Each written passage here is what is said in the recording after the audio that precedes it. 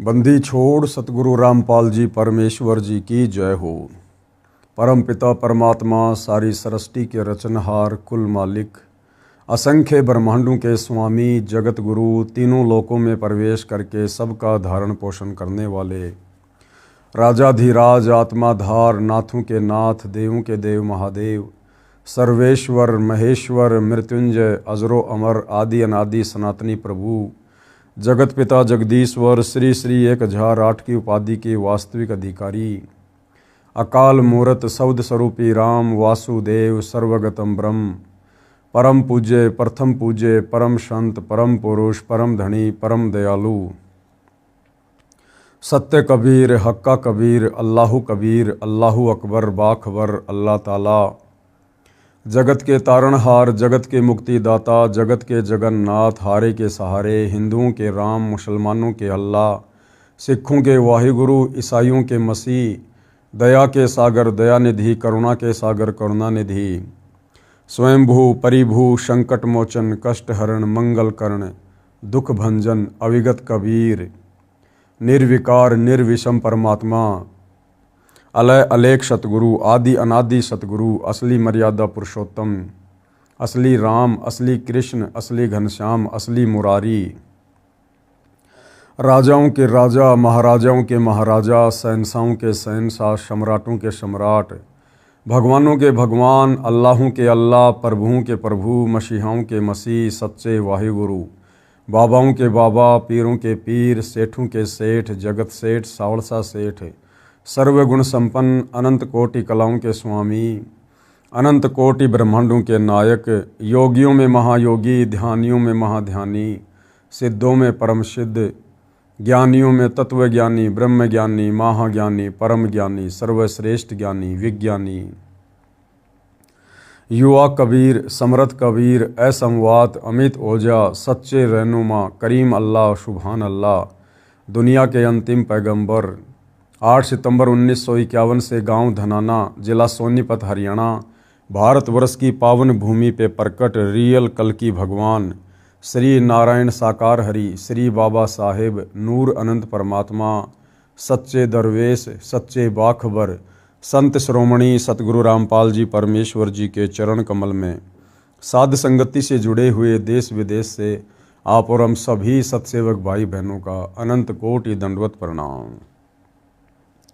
सत्साई भाई और बहनों, बहुत बड़ी दया बहुत बड़ी मेहर पूज्य गुरुदेव भगवान की परमेश्वर रामपाल जी की जिनके शुभ आशीर्वाद से विशेष आशीर्वाद से पूरे विश्व के मानव समाज को विशेषकर हिंदू समाज से जुड़े श्रद्धालुओं को परमपिता परमेश्वर जी के विषय में भक्ति मार्ग के विषय में वो सब कुछ जानने सुनने और समझने को मिल रहा है जिसके लिए ये आत्माएं सदियों से तड़प रही थी, क्योंकि हमारे ज्ञानहीन धर्मगुरु तत्व ज्ञान के अभाव में आप और हमसे शास्त्र विरुद्ध साधना ही करवाते आ रहे हैं, जिसके चलते धर्मगुरु भी धोखे में काल के षड्यंत्र में और धर्मगुरुओं के पीछे आंख बंद करके चलने वाले अंध श्रद्धालु भी धोखे में काल के जाल में।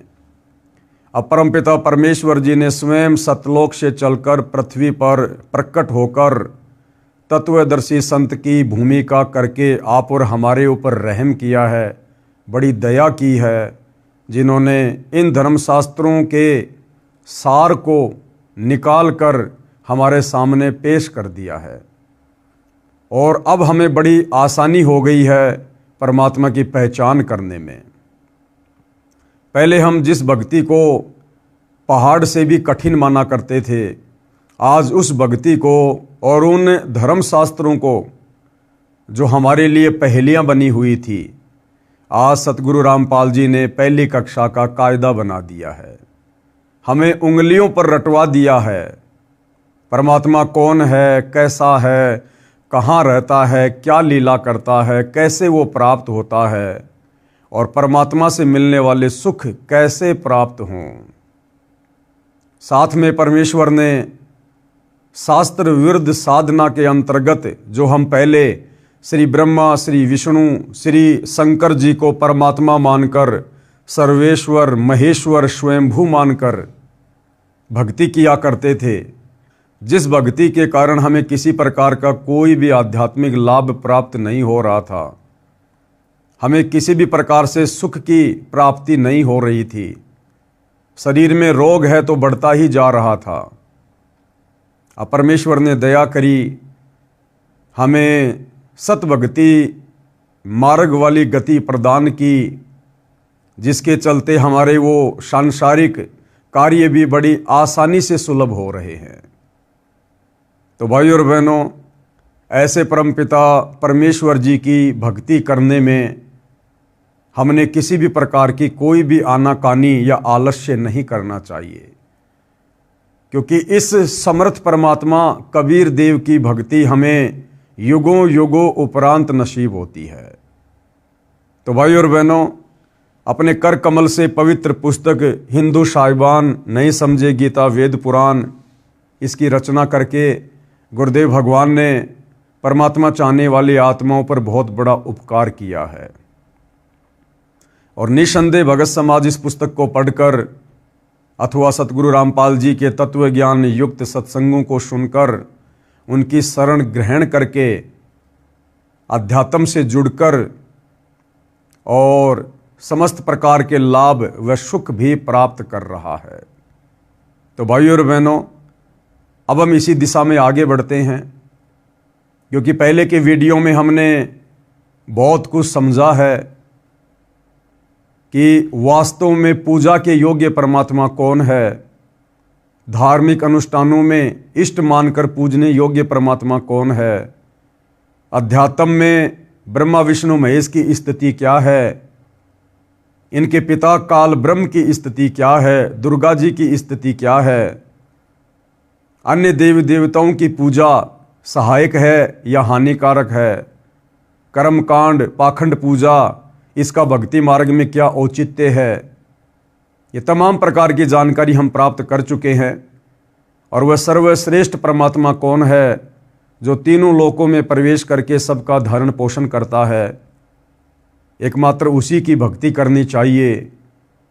ये सारी बातें भाइयों और बहनों हमने सतगुरु रामपाल जी के सत्संग सुनकर व उनके कर कमल से लिखित पुस्तकों को पढ़कर समझ लिया है। अब हमारे लिए भक्ति मार्ग की राह बड़ी आसान हो गई है। अब आज के इस वीडियो में जो 24वें नंबर का वीडियो है, हम ये जानेंगे कि वह परमपिता परमात्मा कबीर साहिब सतलोक से चलकर गति करके अच्छी आत्माओं को तत्व ज्ञान देने के मकसद से जब कलयुग में धरती पर प्रकट होते हैं तो परमेश्वर क्या लीला करते हैं और कैसे अपना तत्व ज्ञान अपनी आत्माओं तक पहुंचाते हैं, और वर्तमान कलयुग में परमात्मा भारतवर्ष की पवित्र भूमि पर किस नगर में किस शहर में प्रकट हुए और परमेश्वर ने अपनी लीला की। तो पवित्र पुस्तक हिंदू साहिबान नहीं समझे गीता वेद पुराण, पेज नंबर 324, कबीर परमेश्वर जी का कलयुग में अवतरण। लेखक यानी सतगुरु रामपाल जी के शब्दों में, बंदी छोड़ कबीर परमेश्वर जी ने द्वापर युग में अपने प्रिय शिष्य सुदर्शन वाल्मीकि जी को शरण में लिया था। भगत सुदर्शन जी के माता पिता ने परमेश्वर कबीर जी के ज्ञान को स्वीकार नहीं किया था। यानी कल के वीडियो में हमने जो कथा सुनी थी पांडवों के यज्ञ वाली, जिसमें स्वयं कबीर परमात्मा जो कि द्वापर युग में करुणामय ऋषि के नाम से प्रकट थे, जिन्होंने अपने प्रिय शिष्य भगत सुदर्शन सुपच का रूप बनाकर पांडवों की यज्ञ सफल की थी, उनका शंख बजाया था। तो द्वापर युग में उसी सुपच सुदर्शन के माता पिताजी ने परमेश्वर कबीर जी की भक्ति को स्वीकार नहीं किया था, जिनके नाम थे, पिताजी का नाम भिखुराम तथा माताजी का नाम सुखवंती। जिस समय दोनों माता तथा पिता शरीर त्याग गए तो भगत सुदर्शन जी अत्यंत व्याकुल रहने लगे। देखो भाइयों और बहनों, इन कथाओं से हमने शिक्षा लेनी है।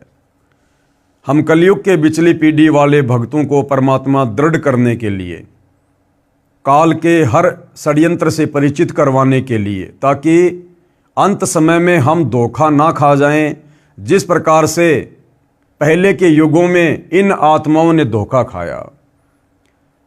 जब सुपच सुदर्शन जी के माता पिता शरीर छोड़ गए, उसके बाद सुपच सुदर्शन जी बड़े व्याकुल रहने लगे, जबकि भाई और बहनों व्याकुल होने का कोई मतलब ही नहीं बनता है, क्योंकि परमात्मा जी के ज्ञान से अपरिचित होने के कारण तो इस प्रकार की चिंता बन सकती है मोह ममता में।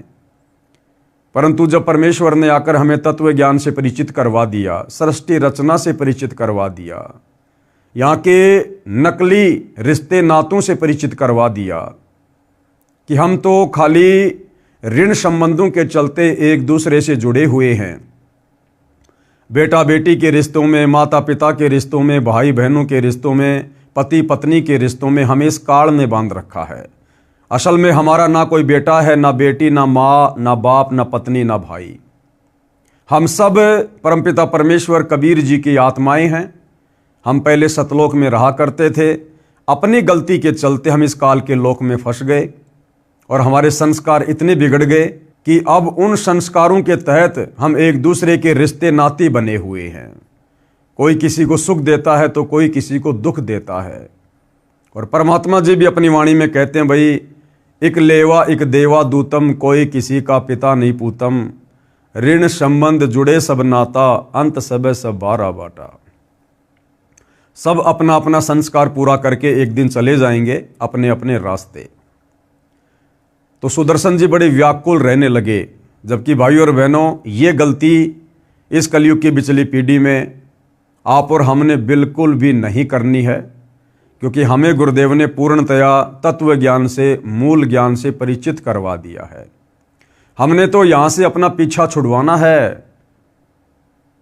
जो दो आत्माएं भगत सुदर्शन के माता पिता की भूमिका कर रहे थे द्वापर युग में, ना जाने कितनी बार इस काल ने उन आत्माओं को सुदर्शन का माता पिता बनाया होगा और किसी जन्म में सुदर्शन को उन आत्माओं का माता पिता बनाया होगा। ये काल का बहुत भयंकर षड्यंत्र है। आज इस सांसारिक युग में जो हमारी माँ है, जिसने हमारे को अपने पेट से जन्म दिया है, ना जाने कितने जन्मों में उसी आत्मा को इस काल ने हमारी औरत बनाया है, हमारी बहन बनाया है, हमारा दुश्मन बनाया है। इसलिए भाई और बहनों, इस काल के षड्यंत्र को गुरुदेव के तत्व ज्ञान से समझकर हमने इन रिश्ते नातों में उलझ कर नहीं रहना है। यहाँ हर प्राणी अपने कर्म का भोग भोगने के लिए आता है और संस्कार पूरा होने के बाद चला जाता है। इसलिए भक्तों ने तत्व ज्ञान आधार से अपनी सुरती केवल सतलोक में टिका के रखनी है, अपने गुरुदेव भगवान के चरणों में टिका के रखनी है कि भैया हमने तो इस काल लोक के झूठे रिश्ते नातों से पीछा छुड़वाकर सतलोक में चलकर और असली नाता अपने वहाँ रहने वाले सगे संबंधियों के साथ में जोड़ना है, अपने भाई बहनों के साथ में जोड़ना है, परमात्मा जी के साथ में जोड़ना है। तो भगत सुदर्शन जी माता पिताजी की मृत्यु के बाद व्याकुल रहने लगे, भक्ति भी कम करते थे। अंतर्यामी करुणामय जी द्वापर युग में कबीर परमेश्वर करुणामय नाम से लीला कर रहे थे। उन्होंने अपने भगत के मन की बात जानकर पूछा, हे भगत सुदर्शन, आपको कौन सी चिंता सता रही है?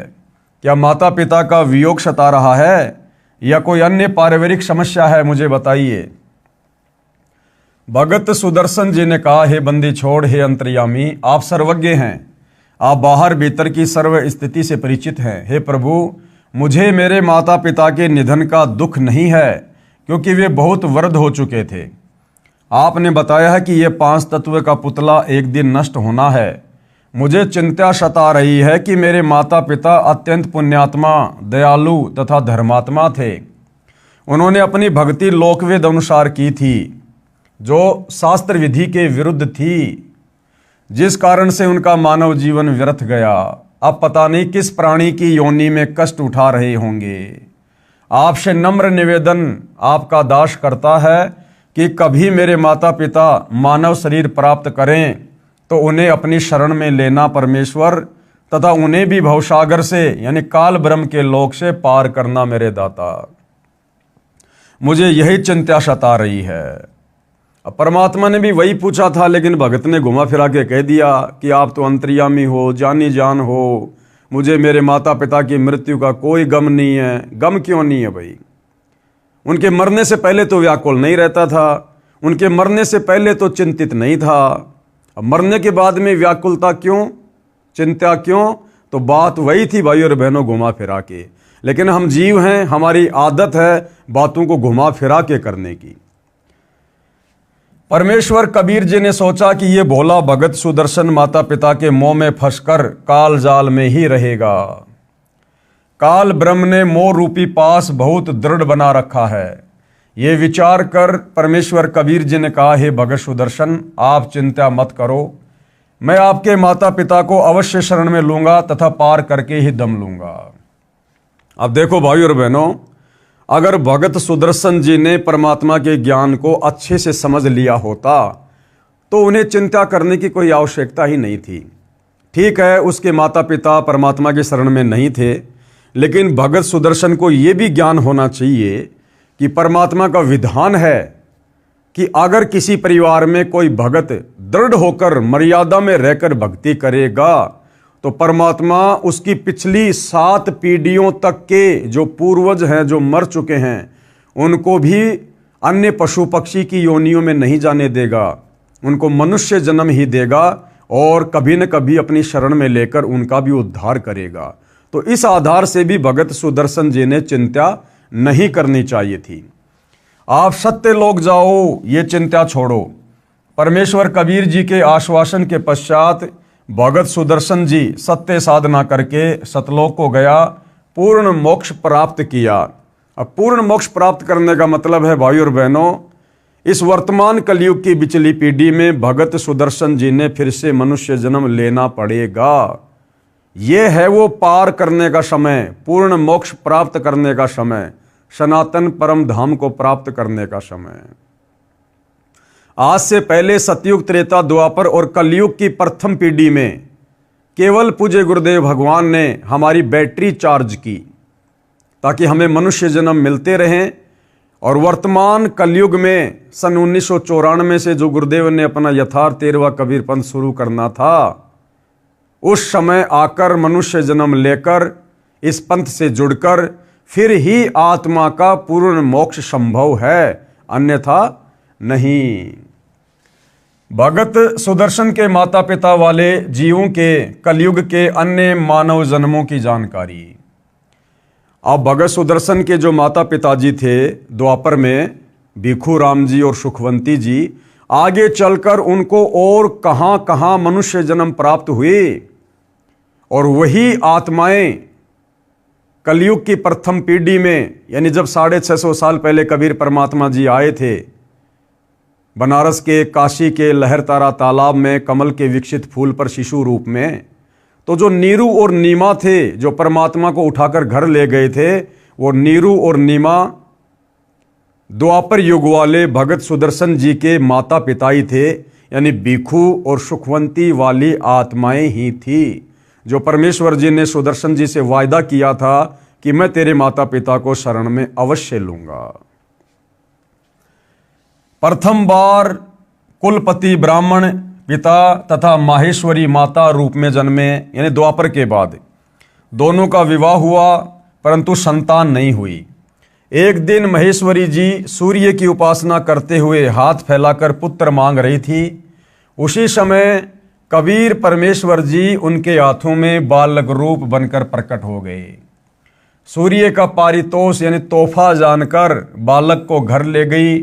वे बहुत निर्धन थे, उनको प्रतिदिन 1 तोड़ा सोना परमात्मा के बिछोने के नीचे मिलने लगा। ये भी उन्होंने सूर्य देव की कृपा माना। 5 वर्ष की आयु का होने पर उनको भक्ति बताई, यानी जब परमात्मा लीलामय रूप से 5 वर्ष के हुए तो सुदर्शन जी के माता पिता को जो प्रथम मनुष्य जन्म मिला था, तो उन्होंने 5 वर्ष की आयु में अपने मुंह बोले माता पिताजी को भक्ति बताई। परंतु बालक जानकर उनको परमात्मा की एक बात पर भी विश्वास नहीं हुआ। उस जन्म में उन्होंने परमात्मा को नहीं पहचाना, जिस कारण से परमेश्वर कबीर जी बालक रूप अंतर ध्यान हो गए। दोनों पति पत्नी पुत्र मोह में व्याकुल हुए। परमात्मा की सेवा के फलस्वरूप उनको अगला जन्म भी मानव का मिला, क्योंकि परमात्मा ने भगत से वायदा किया था। चंदवारा शहर में पुरुष का नाम चंदन तथा स्त्री का नाम उर्धा था। ब्राह्मण कुल में जन्म हुआ। दोनों निसंतान थे। इस जन्म में भी दोनों निसंतान। एक दिन उर्धा सरोवर पर स्नान करने गई। वहां कबीर परमेश्वर जी कमल के फूल पर शिशु रूप धारण करके विराजमान हुए। उर्धा बालक कबीर को उठाकर घर ले गई। लोकलाज के कारण चंदन ने पत्नी से कहा कि इस बालक को जहां से लाई थी वहीं छोड़कर आ जा, कुल के लोग मजाक करेंगे। दोनों पति पत्नी परमात्मा को लेकर जल में डालने चले तो परमात्मा उनके हाथों से गायब हो गए। दोनों बहुत व्याकुल हुए। परमात्मा का पारितोष न लेने के भय से सारी आयु रोते रहे। अगला जन्म भी मानव का हुआ। यानी भाइयों और बहनों, जिसके वियोग में रोओगे, चिंतित रहोगे, वही प्राप्त होगा। जिस प्रकार द्वापर युग के बाद सुदर्शन जी के माता पिता भिक्षु और सुखवंती का जन्म एक ब्राह्मण परिवार में हुआ। दोनों का संबंध आपस में पति और पत्नी का, संतान नहीं थी।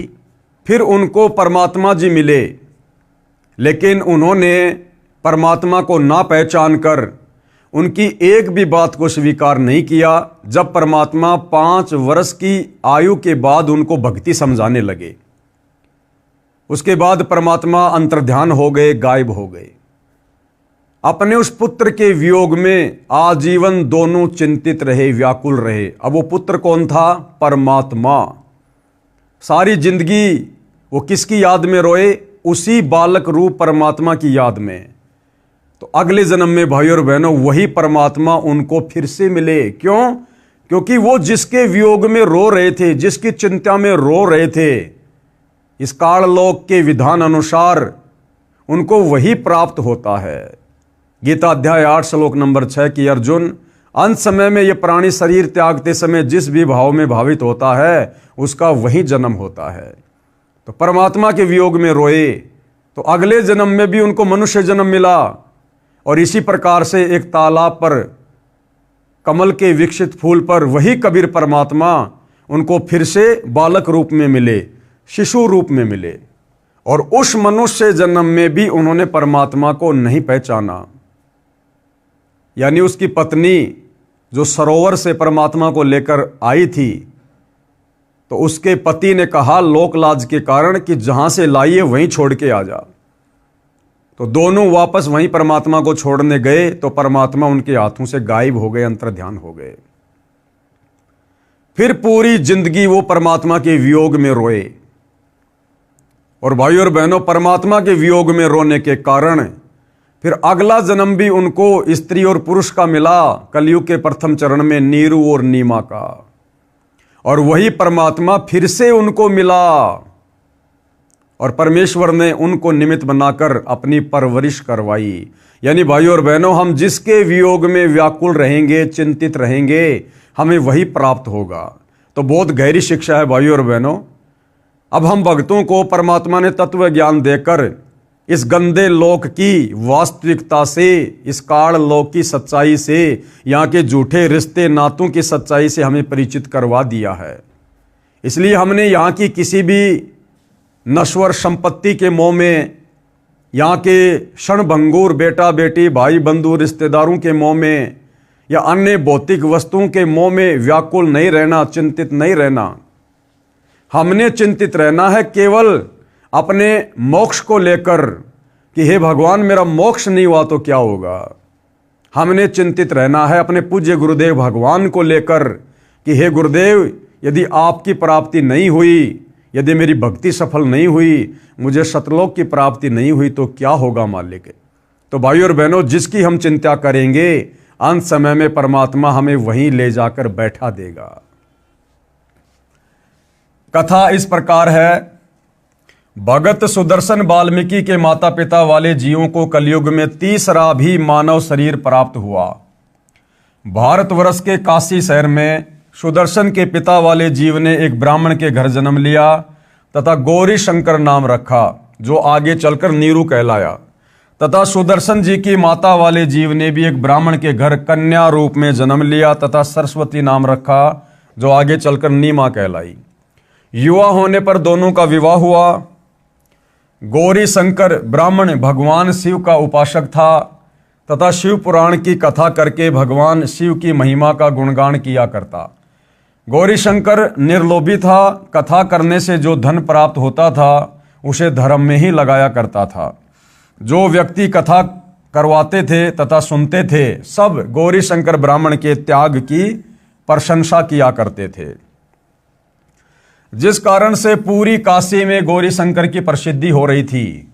अन्य स्वार्थी ब्राह्मणों का कथा करके धन एकत्रित करने का धंधा बंद हो गया।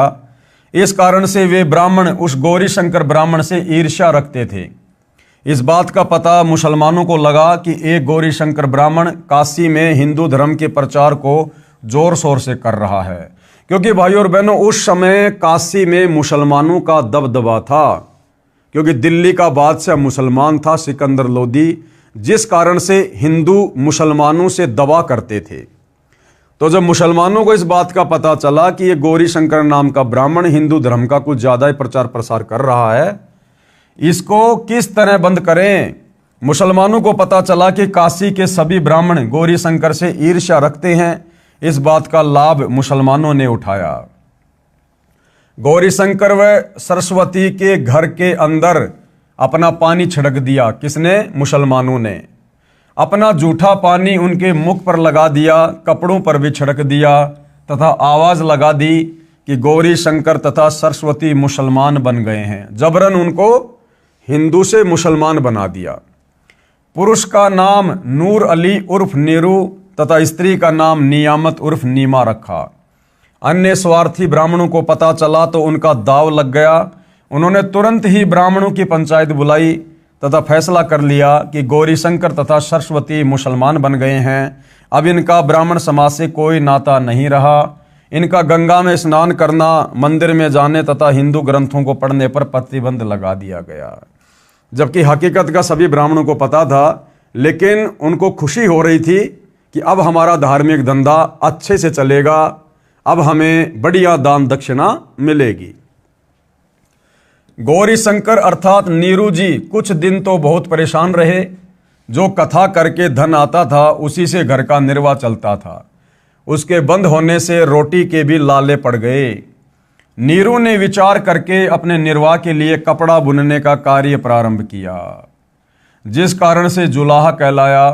कपड़ा बुनने से जो मजदूरी मिलती थी उससे अपना तथा अपनी पत्नी का पेट पालता था।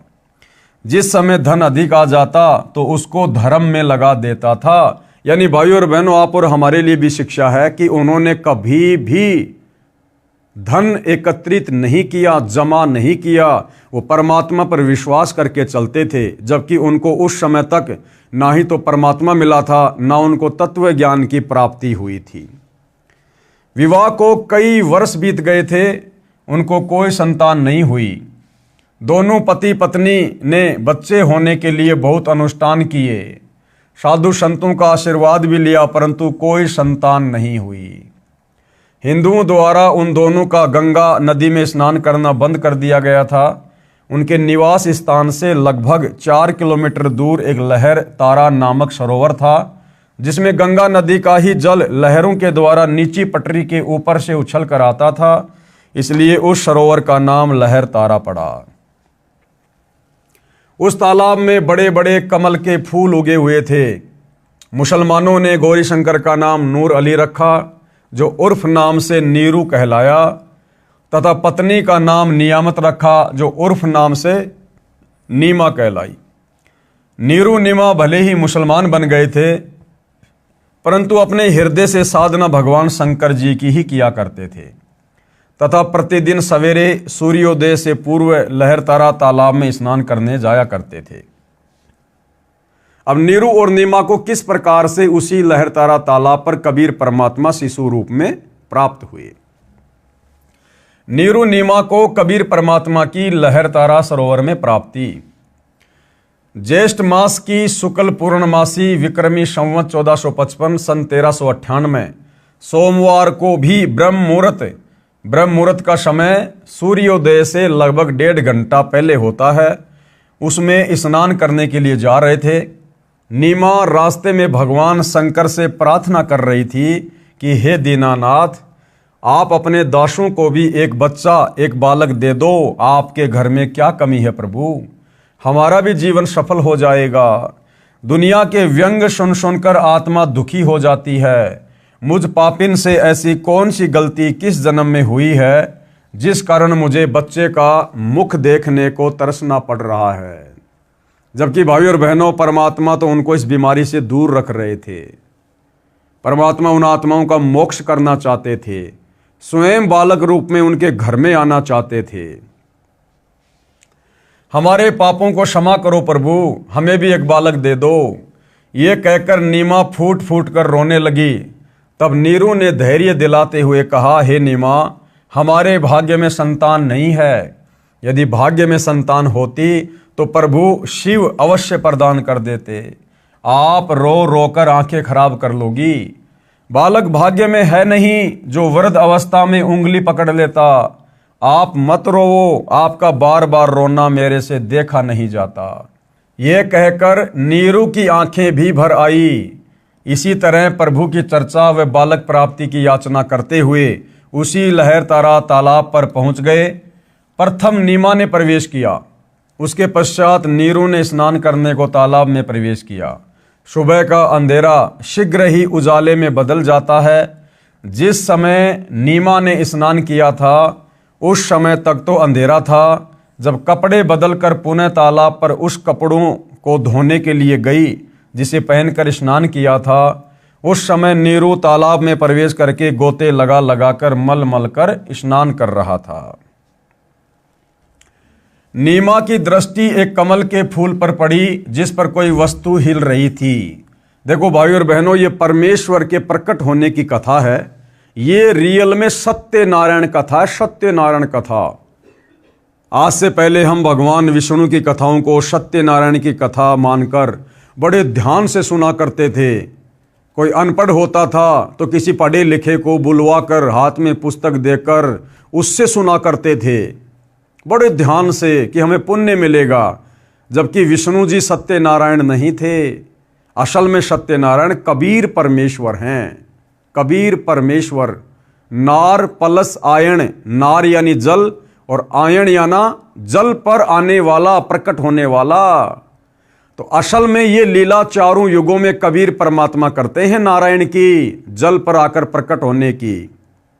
इस काल ने अपने बड़े बेटे ब्रह्मा को जल पर, कमल के फूल पर जो पैदा किया, भाई और बहनों, ये तो केवल हम आत्माओं को धोखा देने के लिए, ताकि नारायण हम इन्हीं को मानकर और आदि अधूरी शास्त्र विरुद्ध साधनाओं में लगे रहें। अन्यथा असल में नारायण कबीर परमात्मा है जो प्रत्येक युग में जल पर प्रकट होकर शिशु रूप में आने की लीला करते हैं।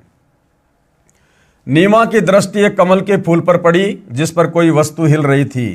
प्रथम नीमा ने जाना कोई सर्प है जो कमल के फूल पर बैठा अपने फन को उठाकर हिला रहा है। उसने सोचा कहीं ये सर्प मेरे पति को डस ना ले। नीमा ने उसको ध्यानपूर्वक देखा, वह सर्प नहीं है, कोई बालक था जिसने एक पैर अपने मुख में ले रखा था तथा दूसरे को हिला रहा था। नीमा ने अपने पति से ऊंची आवाज में कहा, देखियो जी, एक छोटा बच्चा कमल के फूल पर लेटा है, वह जल में डूब ना जाए। नीरू स्नान करते करते उसकी ओर न देखकर बोला, नीमा, बच्चों की चाह ने तुझे पागल बना दिया, अब तुझे जल में भी बच्चे दिखाई देने लगे। नीमा ने अधिक तेज आवाज में कहा, मैं सच कह रही हूं, देखो सचमुच एक बच्चा कमल के फूल पर वह रहा, देखो देखो। नीमा की आवाज में परिवर्तन व अधिक कशक देखकर नीरू ने उस ओर देखा जिस ओर नीमा हाथ से संकेत कर रही थी। कमल के फूल पर नवजात शिशु को देखकर नीरू ने आव देखा न ताव और झपट कर कमल के फूल सहित बच्चा उठाकर अपनी पत्नी को दे दिया। अब भाइयों और बहनों, चारों युगों में कबीर परमेश्वर जी कमल के फूल पर ही प्रकट होने की लीला क्यों करते हैं? क्योंकि गुरुदेव ने सत्संग में बताया कि परमात्मा बड़ा पाक और पवित्र है, और जो कमल का फूल होता है, कमल के फूल पर कोई भी गंदगी या कीचड़ या धूल नहीं टिकती है। वो बिल्कुल साफ सुथरा खिला खिला होता है। इसलिए परमात्मा कमल के फूल पर प्रकट होते हैं। अब विचार करने की बात ये है भाइयों और बहनों, वर्तमान में वही कबीर परमात्मा सतगुरु रामपाल जी के नाम से धरती पर प्रकट हैं। लेकिन भाई ये कलयुग की बिचली पीढ़ी है, साइंस का ज़माना है, इंसान अपने आप को बहुत ज़्यादा चतुर और शाना समझने लग गया। अब यदि वो परमात्मा इस कलयुग की बिचली पीढ़ी में वैसी ही लीला करें जो लीला उन्होंने 650 साल पहले की थी कमल के फूल पर आने की, तो भाइयों और बहनों, वर्तमान में कोई भी व्यक्ति सतगुरु रामपाल जी को परमात्मा के रूप में स्वीकार नहीं करेगा। क्योंकि इस नकली विज्ञान ने, साइंस ने हमारे दिमाग के पर्दे बंद कर रखे हैं। हमें अज्ञानता का काला चश्मा पहना रखा है, अध्यात्म से कोसों दूर करके। और हम क्या कहेंगे कि इम्पॉसिबल, ऐसा हो ही नहीं सकता कि मां के गर्भ के बिना कोई भी ऐसे कमल के फूल पर प्रकट हो जाएगा। ऐसा बिल्कुल नहीं हो सकता है, साइंस के नियमों के खिलाफ है। और हम सतगुरु रामपाल जी को कोई तांत्रिक मान लेते, कोई शेवड़ा मान लेते, कोई जादूगर मान लेते, या अन्य कोई प्रेत आत्मा मान लेते। लेकिन भगवान के रूप में वर्तमान में अगर वो उसी प्रकार की लीला करके प्रकट हों तो कोई भी उनको परमात्मा के रूप में स्वीकार नहीं करता। ये परमात्मा को पहले से पता था। इसलिए परमात्मा ने वर्तमान में अपने प्रकट होने की लीला को दूसरा रूप दे दिया। कैसा? जैसे कि आदरणीय गरीबदास जी 350 साल पहले शिशु रूप में सतलोक से चलकर प्रकट हुए। सांसारिक दिखावे में उन्होंने मुंह बोला माता पिता बनाया। इसी प्रकार से वर्तमान में सतगुरु रामपाल जी प्रकट हुए हैं। भाइयों और बहनों, हमारी चरम दृष्टि का ये धोखा है। ये बात हमें उनके तत्व ज्ञान से समझ में आएगी कि कबीर परमात्मा ही तत्वदर्शी संत की भूमिका करता है। दूसरा सृष्टि में कोई तत्वदर्शी संत हो ही नहीं सकता। सारी सृष्टि में एकमात्र जगत गुरु कबीर परमात्मा ही होते हैं। और वर्तमान में एकमात्र जगत गुरु धरती पर सतगुरु रामपाल जी हैं, तो ये स्वयं कबीर परमात्मा है। तो किसी मां के गर्भ से जन्म लेकर आने का तो कोई मतलब ही नहीं होता, ये तो स्वयंभू परमात्मा है। हाँ, हमारी चरम दृष्टि को धोखा देने के लिए लीला परमात्मा जो मर्जी करे, तो वही लीला परमेश्वर ने की। आप और हमें लगता है, दुनिया की नज़रों में ऐसा प्रतीत होता है जैसा वो मां के गर्भ से आए हैं, परंतु भाइयों और बहनों, ये हमारी चरम दृष्टि का धोखा है। जो परमात्मा इस धरती पर भी सतलोक से चलकर और कमल के फूल पर प्रकट होते हैं, क्योंकि कमल के फूल पर गंदगी नहीं टिकती, तो बोला वही कबीर परमात्मा सतगुरु रामपाल जी एक मां के गर्भ से जन्म लेकर गंदगी में जेर से लिपटकर भला बाहर क्यों आएंगे? तो भाइयों और बहनों, इस बात को भी वही आत्माएं समझ पाएंगी, इस लीला को वही आत्माएं समझ पाएंगी जो आत्माएं युगों युगों से भक्ति धन से सराबोर होंगी, जिनके भक्ति संस्कार मजबूत होंगे और जो संकेतों में परमेश्वर की हर बात को समझने के योग्य होंगी। अन्यथा लोग सौपन में भी विश्वास नहीं कर सकते कि सतगुरु रामपाल जी मां के गर्भ से जन्म ना लेकर अपनी लीला के तहत हमारी चरम दृष्टि को धोखा देते हुए प्रकट हुए होंगे। तो परमात्मा जी कमल के फूल पर प्रकट हुए और नीरू और नीमा उनको वहां से उठाकर अपने घर ले गए। नीमा ने परमेश्वर कबीर जी को सीने से लगाया, मुख चूमा, पुत्रवत प्यार किया। जिस परमेश्वर की खोज में ऋषि मुनियों ने जीवन भर शास्त्र विधि विरुद्ध साधना की, उन्हें नहीं मिला। वही परमेश्वर भक्तमती नीमा की गोद में खेल रहा था। जिस शांतिदायक परमेश्वर को आनंद की प्राप्ति के लिए प्राप्त करने की इच्छा से साधना की जाती है, वही परमेश्वर नीमा के हाथों में सीने से लगा हुआ था।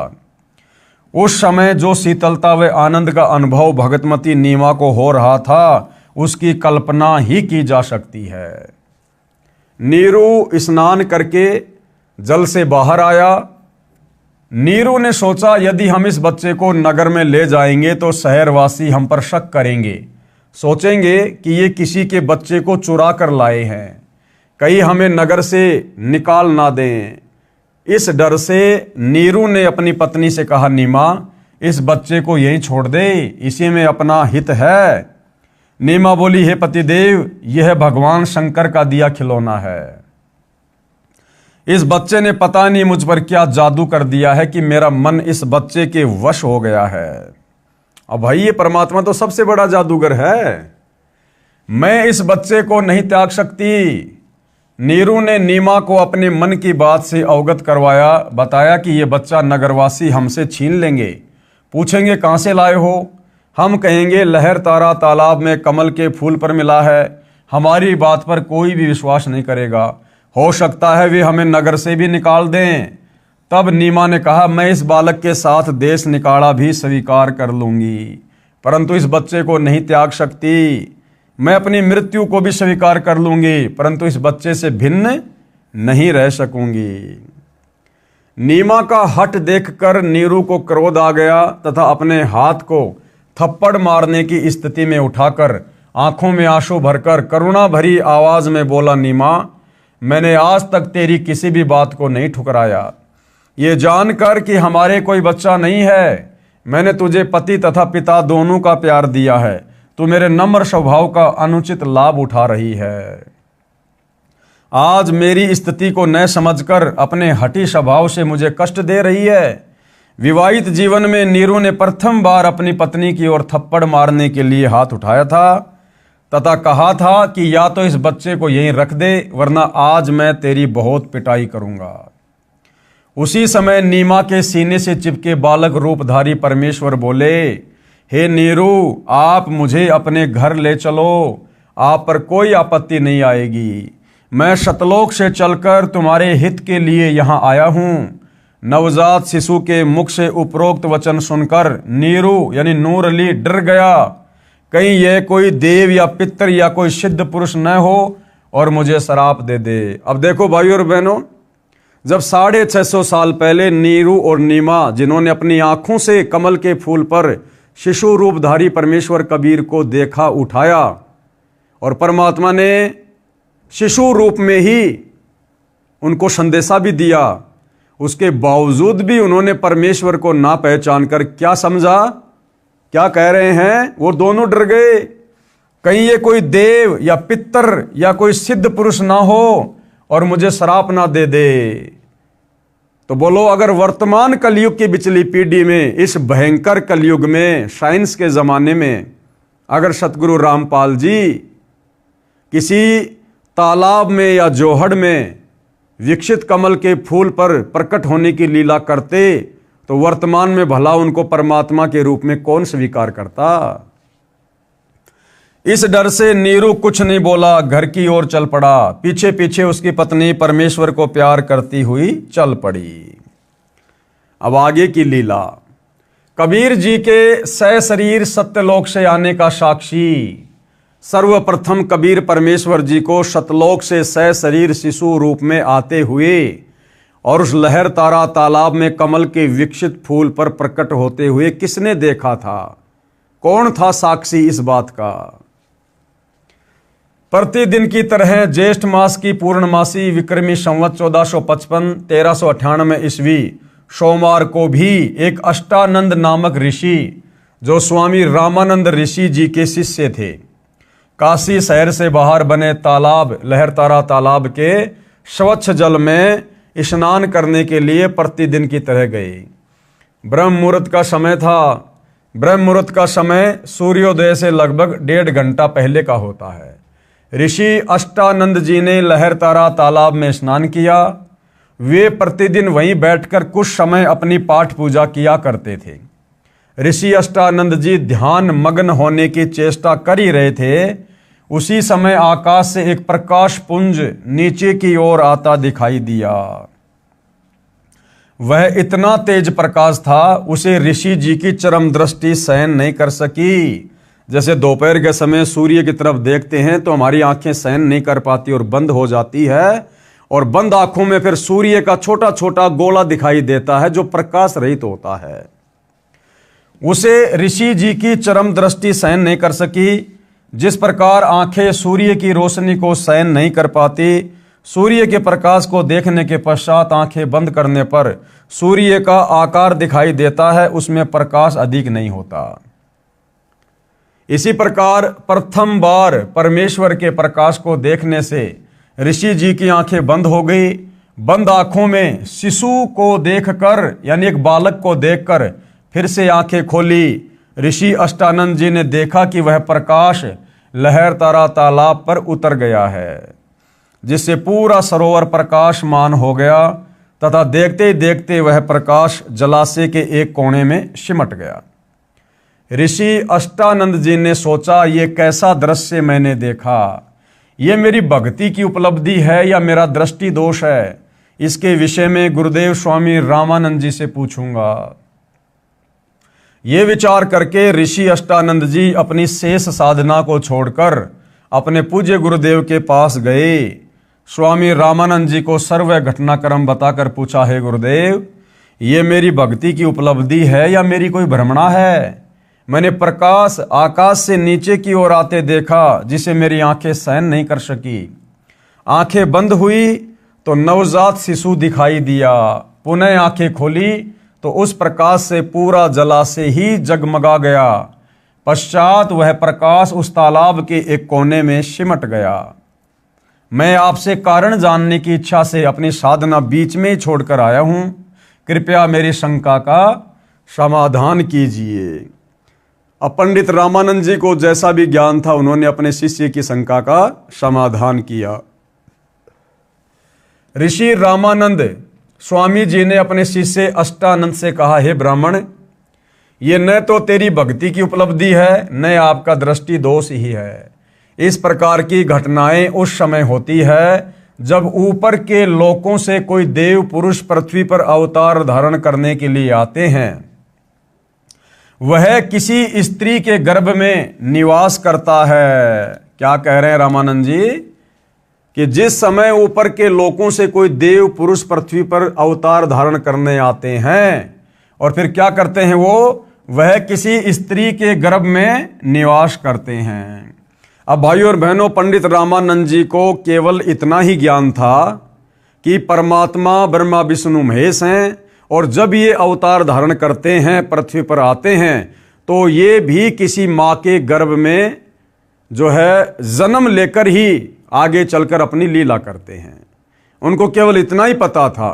उनको ये नहीं पता था कि परमात्मा कभी किसी माँ के गर्भ से जन्म नहीं लेता, परमात्मा स्वयंभू होता है, परमात्मा परिभू है। उनको इस बात का नहीं पता था, जबकि वेदों को पढ़ा करते थे, गीता जी को पढ़ा करते थे, लेकिन परमात्मा की डेफिनेशन पंडित रामानंद जी को भी पता नहीं थी।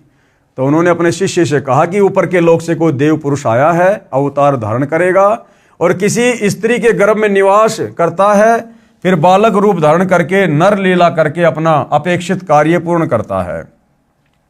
कोई देव पुरुष ऊपर के लोकों से आया है, वह काशी नगर में किसी के घर जन्म लेकर अपना प्रारब्ध पूरा करेगा। उपरोक्त वचनों द्वारा ऋषि रामानंद स्वामी जी ने अपने शिष्य अष्टानंद जी की शंका का समाधान किया। उन ऋषियों की यही धारणा थी। अब क्या कह रहे हैं गुरुदेव?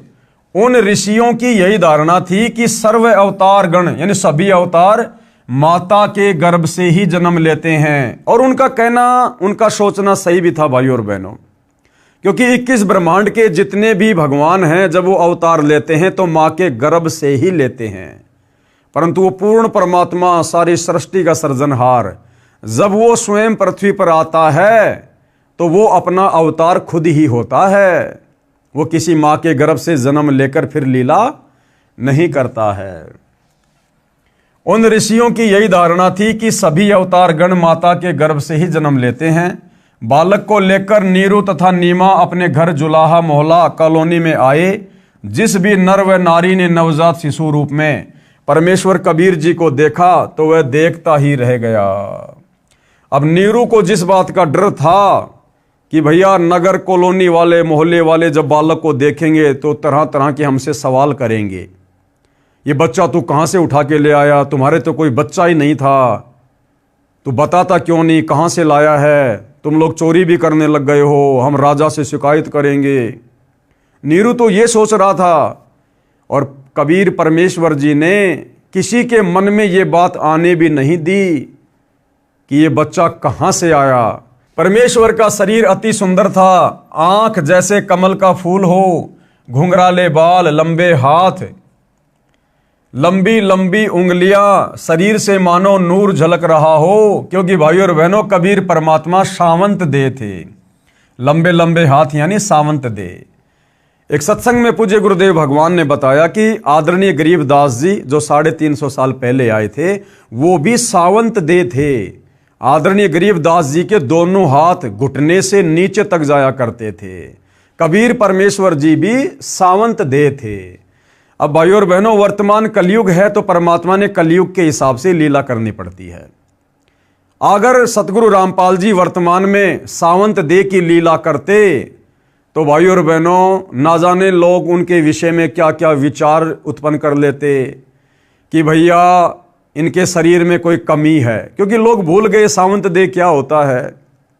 तो लोग क्या बोलते, पता नहीं क्या क्या विचार उत्पन्न कर लेते अपने मन में कि इनके माता पिताजी में कोई कमी थी जिस कारण से इनका शरीर ढंग से सेट नहीं हो पाया, बच्चा गर्भ में ठीक से नहीं जो है अपना विकास कर पाया, और देखो इनके शरीर में दोष है, इनको लंबे लंबे हाथ हो गए, ना जाने क्या क्या विचार अपने मन में उत्पन्न कर लेते। तो कलयुग के दूसरे चरण में वैज्ञानिक युग में परमात्मा जनसाधारण की तरह ही लीला करते हैं। पूरी काशी नगरी में ऐसा अद्भुत बालक नहीं था, जो भी देखता वही अन्य को बताता कि नूर अली को एक बालक तालाब पर मिला है, आज ही उत्पन्न हुआ शिशु है। डर के मारे लोक लाज के कारण किसी विधवा ने डाला होगा। यानी भाइयों और बहनों परमात्मा ने नगर वासियों के दिलो दिमाग में उल्टी धारणा पैदा कर दी, क्योंकि परमात्मा समर्थ है भाइयों और बहनों। वो एक सेकंड में विचारों को चेंज कर सकते हैं, एक सेकंड में विचारों को वैसा का वैसा बना सकते हैं। तो सबके मन में क्या हुआ कि भैया लगता है किसी औरत ने इस बच्चे को जन्म देकर लोक लाज के कारण और वहाँ पर डाल दिया होगा, फेंक दिया होगा, और नीमा को ये बच्चा हाथ लग गया होगा, और अच्छा हुआ जो इस बच्चे को ले आए, वरना बच्चे की दुर्गति हो जाती। बालक को देखने के पश्चात उसके चेहरे से दृष्टि हटाने को दिल नहीं करता, आत्मा अपने आप खिंची जाती है। पता नहीं बालक के मुख पर कैसा जादू है, पूरी काशी परमेश्वर के बालक रूप को देखने को उमड़ पड़ी। स्त्री पुरुष झुंड के झुंड बनाकर मंगल गान गाते हुए नीरू के घर बच्चे को देखने को आए। बच्चे यानी कबीर परमेश्वर को देखकर कोई कह रहा था यह बालक तो कोई देवता का अवतार है, कोई कह रहा था यह तो साक्षात विष्णु जी ही आए लगते हैं, कोई कह रहा था ये भगवान शिव ही अपनी काशी नगरी को कृतार्थ करने को उत्पन्न हुए हैं, कोई कह रहा था ये तो किन्नर का अवतार है, कोई कह रहा था ये पितर नगरी से आया है।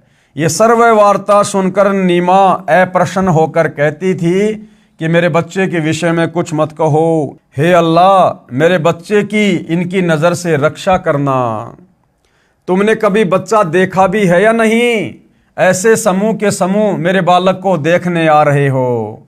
आने वाले स्त्री पुरुष बोले, हे नीमा हमने बालक तो बहुत देखे हैं परंतु आपके बालक जैसा नहीं देखा, इसलिए हम इसे देखने आए हैं।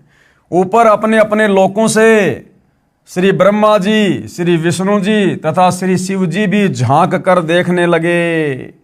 काशी के वासियों के मुख से अपने में से श्री ब्रह्मा, श्री विष्णु तथा श्री शिव में से एक यह बालक होने की बात सुनकर बोले कि यह बालक तो किसी अन्य लोक से आया है। यानी जब काशी वाले इस प्रकार की बातें कर रहे थे, कोई कह रहा था भैया ये तो ब्रह्मा जी का अवतार है, कोई कह रहा था ये तो साक्षात विष्णु जी आ गए, कोई कह रहा था भाई शंकर जी आ गए अवतार लेकर। तो ऊपर ब्रह्मा विष्णु महेश भी नीचे झांक कर देख रहे थे।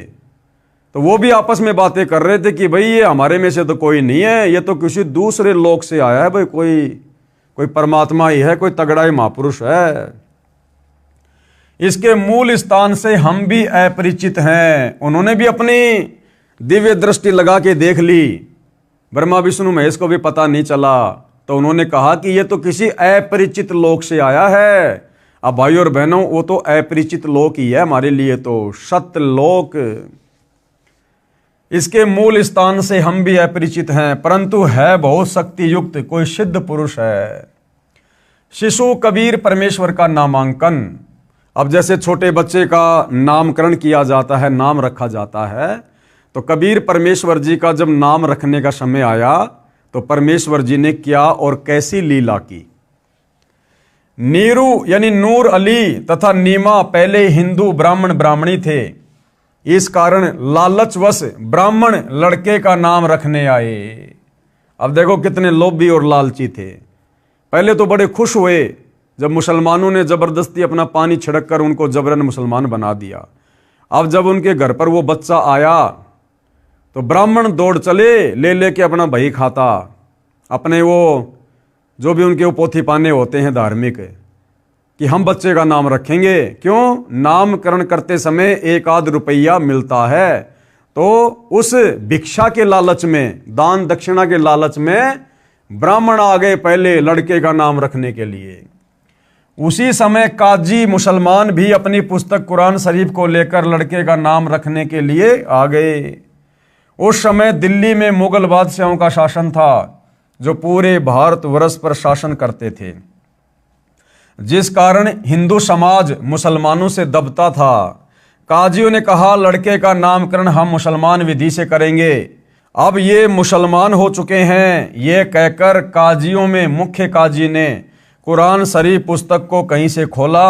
उस पृष्ठ पर प्रथम पंक्ति में प्रथम नाम कबीरन लिखा था। कबीरन, क्योंकि परमात्मा ने कलयुग की बिचली पीढ़ी में कबीर नाम से ही प्रकट होकर अपनी महिमा करवानी थी। तो जब काजी ने कुरान को खोला तो क्या लिखा हुआ था? कबीरन।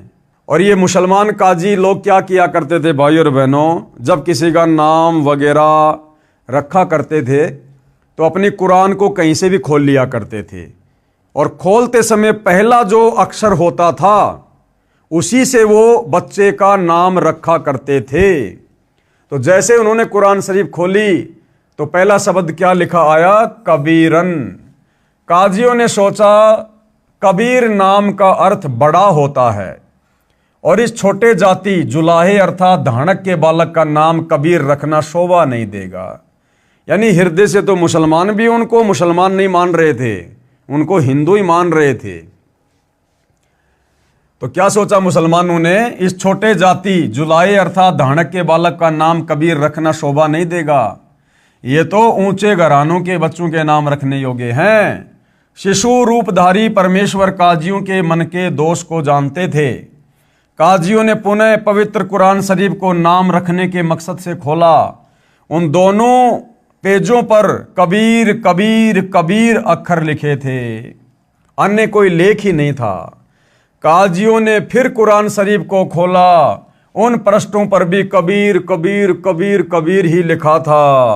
पूरी कुरान को परमात्मा ने कबीर कबीर कबीर कबीर नाम से भर दिया। काजियों ने पूरी कुरान का निरीक्षण किया तो उनके द्वारा लाई गई कुरान शरीफ में सभी अक्षर कबीर कबीर कबीर कबीर हो गए। काजी बोले इस बालक ने कोई जादू मंत्र करके हमारी कुरान शरीफ को ही बदल डाला। तब कबीर परमेश्वर शिशु रूप में बोले, हे काशी के काजियों, मैं कबीर अल्लाह अर्थात अल्लाहु अकबर हूं, मेरा नाम कबीर ही रखो। काजियों ने अपने साथ लाई कुरान को वहीं पटक दिया तथा चले गए। बोले इस बच्चे में कोई प्रेत आत्मा बोलती है। अब भाई और बहनों, परमात्मा को पहचानना इतना आसान नहीं है। ऐसी ऐसी लीला कर दी भगवान ने। क्या किसी ने ऐसा चमत्कार किया था जो लिखे हुए अक्षरों को चेंज कर दे?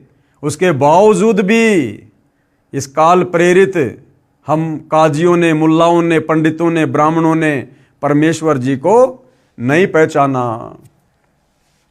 शिशु कबीर परमेश्वर द्वारा कंवारी गाय का दूध पीना।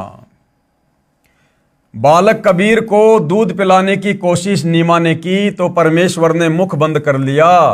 सर्व प्रयत्न करने पर भी नीमा तथा नीरू बालक को दूध पिलाने में असफल रहे। यानी घर लाकर जब कबीर परमेश्वर जी को, जो कि बालक रूप में थे, लीला कर रहे थे, नीरू और नीमा ने दूध पिलाने का प्रयत्न किया गाय का, लेकिन परमात्मा ने वो दूध नहीं पिया। उन्होंने बहुत सारा प्रयत्न किया। कभी परमात्मा मुंह को फेर लेते, कभी मुंह को बंद कर लेते, कभी वापस नीचे गिरा देते। वो दूध परमात्मा ने नहीं पिया। क्यों? क्योंकि भाइयों और बहनों, आप और हमने इसी पवित्र पुस्तक में देखा कि जब कबीर परमात्मा प्रत्येक युग की शुरुआत में एक पूरा जीवन शिशु रूप में लीला करते हैं तो परमेश्वर कंवारी गाय का दूध पीते हैं। जिस गाय को, जिस बछिया को कभी बैल ने टच ना किया हो, अभी अधन्या धेनव, यानी बिना धनाई गाय का परमात्मा दूध पीते हैं। तो परमात्मा ने वेदों में लिखी हुई अपनी उस लीला को भी सत्य साबित करना था, ताकि भगवान को पहचानने में हमें बड़ी आसानी हो कि ऐसी लीला किसने की है। अगर ब्रह्मा विष्णु महेश ने की है तो वो परमात्मा साबित होंगे, अगर रामकृष्ण ने की है तो वो परमात्मा साबित होंगे, अगर कबीर जी ने की है तो कबीर जी ही परमात्मा साबित होंगे। 25 दिन जब बालक को निराहार बीत गए तो माता पिता अति चिंतित हो गए। 24 दिन से नीमा तो रो रो कर विलाप कर रही थी, सोच रही थी ये बच्चा कुछ भी नहीं खा रहा है, यह मरेगा, मेरे बेटे को किसी की नजर लगी है। 24 दिन से लगातार नजर उतारने की विधि भिन्न भिन्न स्त्री पुरुषों द्वारा बताई प्रयोग करके थक गई। कोई लाभ नहीं हुआ। आज 25वां दिन उदय हुआ। माता नीमा रात्रि भर जागती रही तथा रोती रही कि पता नहीं ये बच्चा कब मर जाएगा, मैं भी साथ ही फांसी पर लटक कर जाऊंगी, मैं इस बच्चे के बिना जीवित नहीं रह सकती। बालक कबीर का शरीर पूर्ण रूप से स्वस्थ था। परमात्मा बिल्कुल हष्ट पुष्ट तथा ऐसे लग रहा था जैसे बच्चा प्रतिदिन 1 किलोग्राम 1 सेर दूध पीता हो। परंतु नीमा को डर था कि बिना कुछ खाए पिए ये बालक जीवित रह ही नहीं सकता, ये कभी भी मृत्यु को प्राप्त हो सकता है। ये सोचकर फूट फूट कर रो रही थी। भगवान शंकर के साथ साथ निराकार प्रभु की भी उपासना तथा उससे भी की गई प्रार्थना जब व्यर्थ रही तो अति व्याकुल होकर रोने लगी। भगवान शिव एक ब्राह्मण ऋषि का रूप बनाकर नीरू की झोपड़ी के सामने खड़े हुए। अब भाइयों और बहनों, परमात्मा ने तो महिमा देनी होती है। थे स्वयं कबीर परमात्मा ही अपने दूसरे रूप में, जो एक ऋषि का रूप बनाकर, एक ब्राह्मण का रूप बनाकर, और नीमा के इस प्रकार विलाप को देखकर, उसकी चिंता को देखकर परमात्मा जी आए तथा नीमा से रोने का कारण जानना चाहा। नीमा रोती रही, हिचकियां लेती रही। संत रूप में खड़े भगवान शिव के अति आग्रह करने पर नीमा रोती रोती कहने लगी, हे ब्राह्मण, मेरे दुख से परिचित होकर आप भी दुखी हो जाओगे। फकीर वेशधारी शिव भगवान बोले, हे माई, कहते हैं अपने मन का दुख दूसरे के समक्ष कहने से मन हल्का हो जाता है। अब कई भाई बहनों को शंका होगी, नहीं नहीं जी, वो तो भगवान शिव ही थे। अरे भैया, वो नीमा भगवान शिव को रोते रोते उसको आधी से ज्यादा उम्र बीत गई थी कि भगवान शिव मुझे बच्चा दे दे, मुझे बच्चा दे दे। हे भगवान शंकर, तेरे घर में क्या कमी है, क्या कमी है। उस भगवान शिव ने उस समय तो नहीं सुनी उसकी एक भी, और अब कैसे आ जाएगा वो भगवान शंकर। तो स्वयं कबीर परमात्मा ही सारा खेल खेलता है। आपके कष्ट का निवारण करने की विधि भी प्राप्त हो जाए। आंखों में आंसू, जीविया लड़खड़ाते हुए गहरे सांस लेते हुए नीमा ने बताया, हे महात्मा जी, हम निसंतान थे। 25 दिन पहले हम दोनों पति पत्नी प्रतिदिन की तरह काशी में लहरतरा तालाब पर स्नान करने जा रहे थे। उस दिन ज्येष्ठ मास की शुक्ल पूर्णमासी की सुबह थी। रास्ते में मैंने अपने इष्ट भगवान शंकर से पुत्र प्राप्ति की हृदय से प्रार्थना की थी।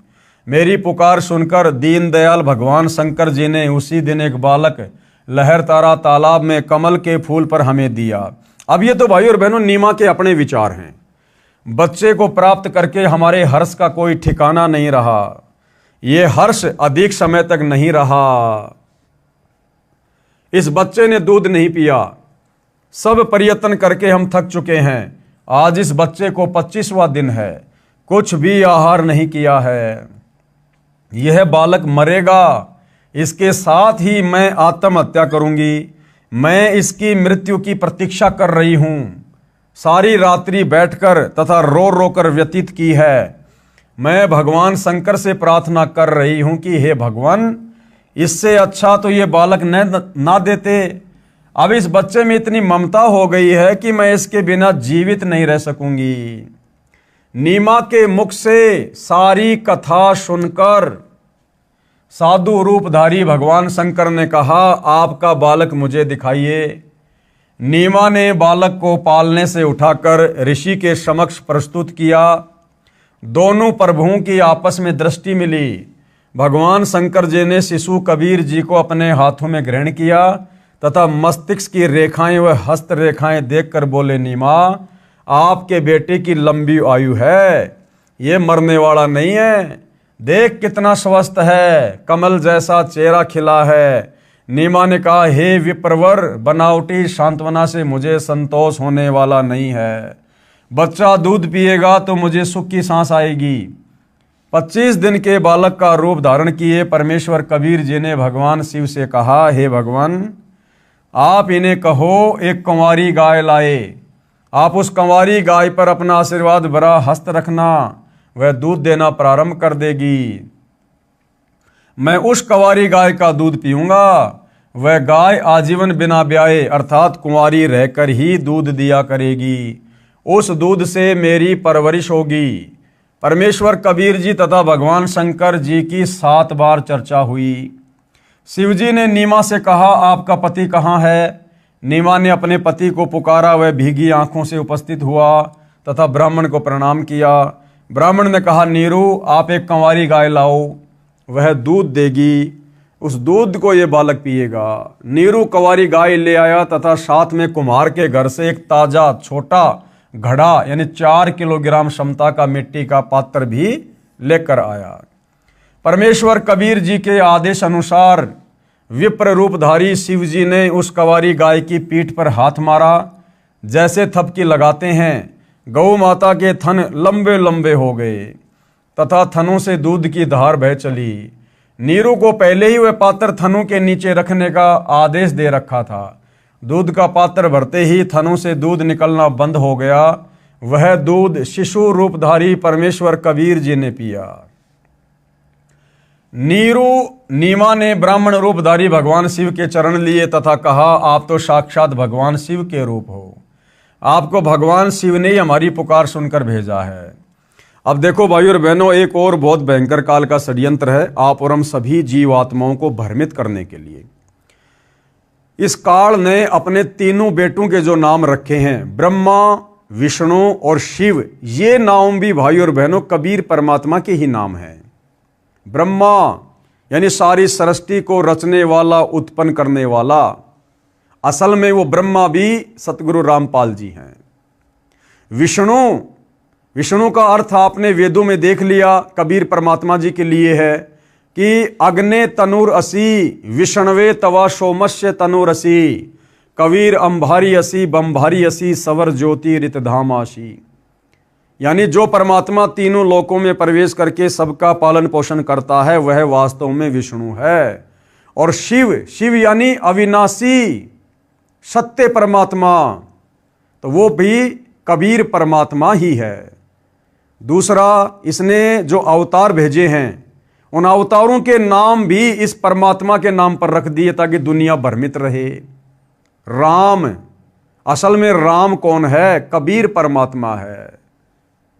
कृष्ण, आप जब कृष्ण शब्द का अर्थ पढ़ेंगे, देखेंगे तो पता चलेगा सर्वाधिक आनंद देने वाला। तो असल में वो कृष्ण भी कबीर परमात्मा ही है। तो भाइयों और बहनों, ये सारे के सारे नाम जो इस काल ने अपने अवतारों के रखे हैं, अपने इन तीनों पुत्रों ब्रह्मा विष्णु महेश के रखे हैं, या आगे चलकर ऋषि मुनियों ने सहस्त्रनामा बना दिया, विष्णु सहस्त्रनामा, शंकर जी के बहुत सारे नाम रख दिए। ये सारे नाम कबीर परमेश्वर जी की उपमात्मक पदवी के नाम है, जो इस काल ने हम जीवों को धोखा देने के लिए रखवा दिए हैं। हम निर्धन व्यक्ति आपको क्या दक्षिणा दे सकते हैं? हे विप्र, 24 दिनों से हमने कोई कपड़ा भी नहीं बुना है। विप्र रूपधारी भगवान शंकर बोले। अब देखो भाइयों और बहनों, ऐसे पता चलता है कि वो शंकर जी नहीं थे, उस साधु के रूप में स्वयं कबीर परमात्मा ही थे। तो जब नीरू निमा ने कहा कि हे साधु जी, हम आपको क्या दक्षिणा दे सकते हैं, 25 दिन से हमने तो कोई काम धंधा भी नहीं किया, हम तो गरीब आदमी हैं। तो साधु रूप में परमात्मा क्या बोले, क्या वाणी बोली परमात्मा ने? उस वाणी से हमें पता चलेगा कि साधु रूप में वो कौन थे। साधु भूखा भाव का, धन का भूखा नहीं, जो कोई धन का भूखा वो साधु भी नहीं। अब ये वाणी किसकी? कबीर परमेश्वर जी की।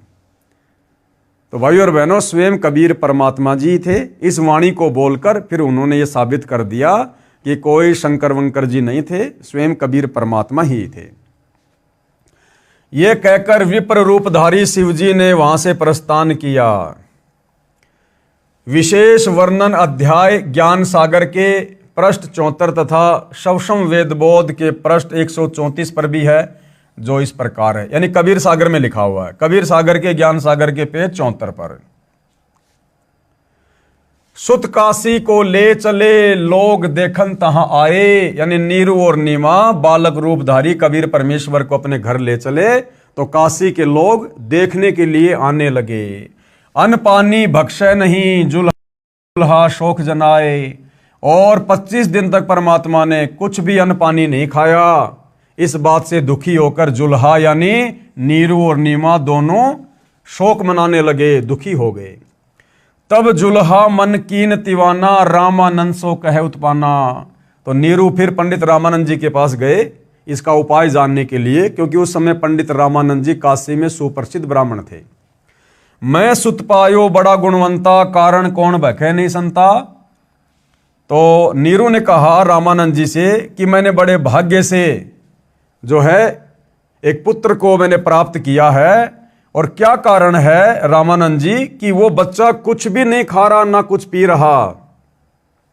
रामानंद ध्यान तब धारा, रामानंद जी ने अपनी दिव्य दृष्टि से देखा। जुल्हा से तब वचन उचारा। और नीरू से क्या कहा पंडित रामानंद जी ने?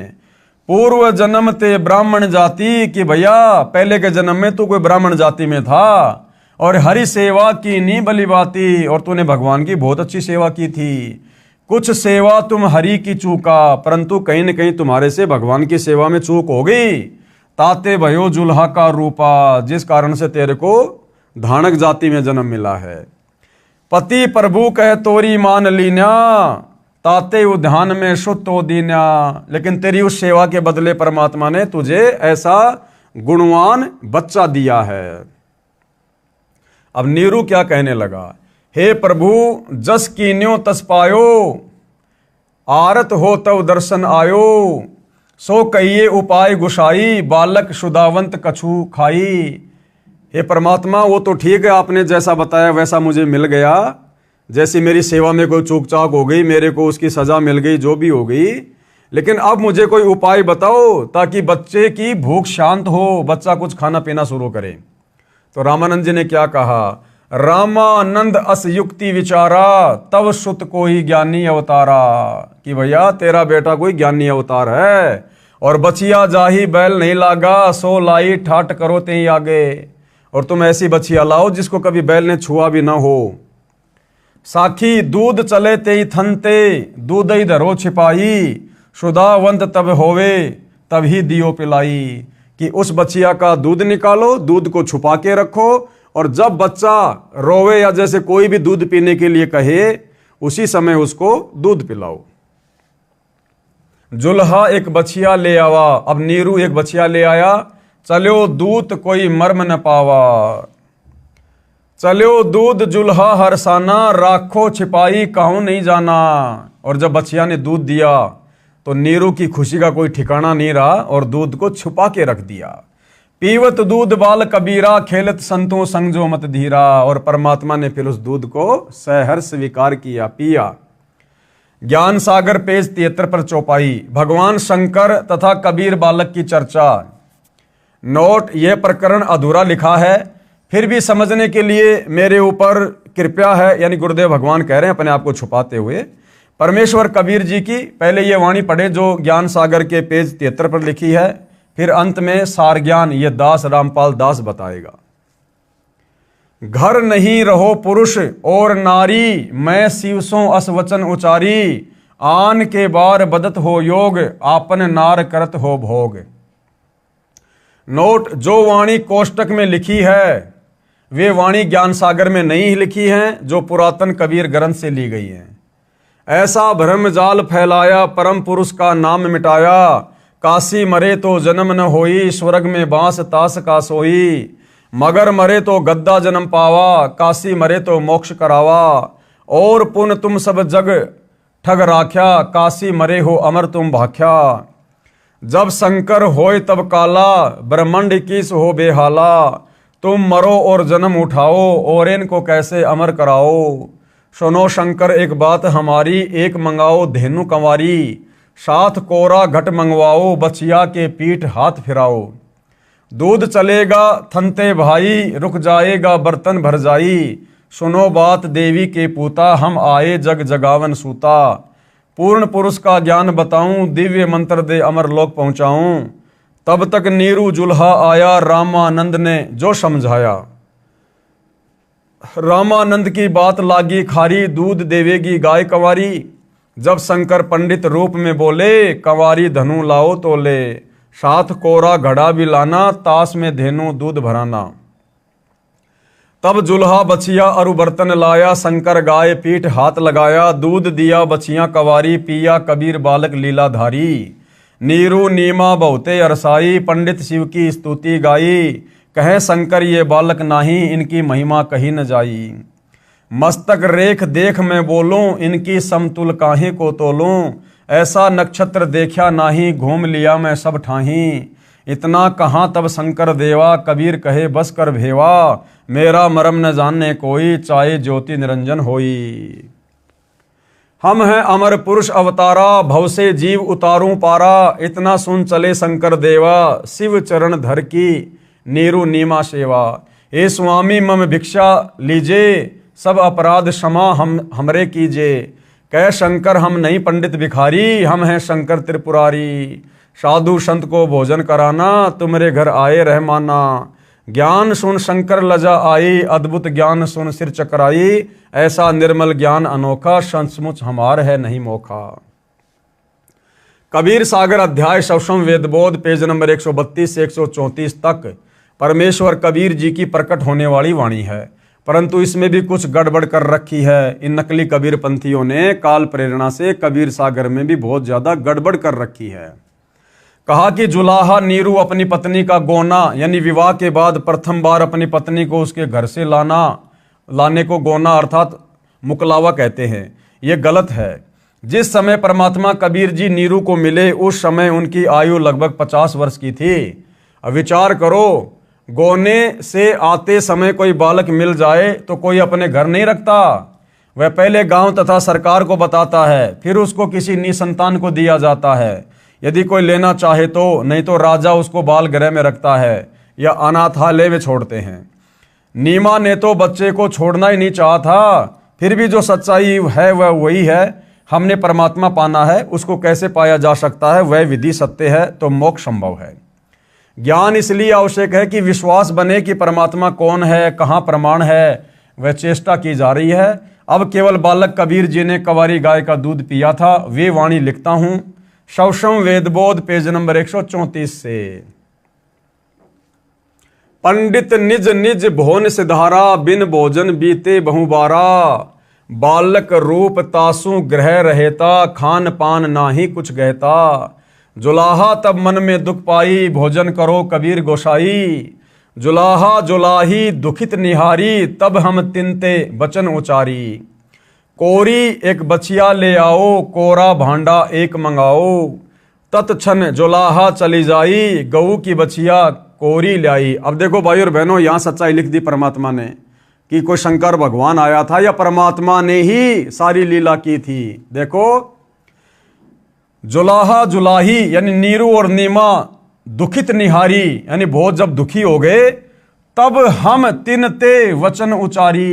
तब कबीर परमात्मा कहते मैंने ही वचन उच्चारण किए थे, वो भले साधु रूप में था कि कंवारी एक बछिया ले आओ और कोरा भांडा, भांडा यानी मटका एक मंगाओ, तत्क्षण जुलाहा चली जाई, तुरंत नीरू चला गया और गऊ की बछिया कंवारी लाई।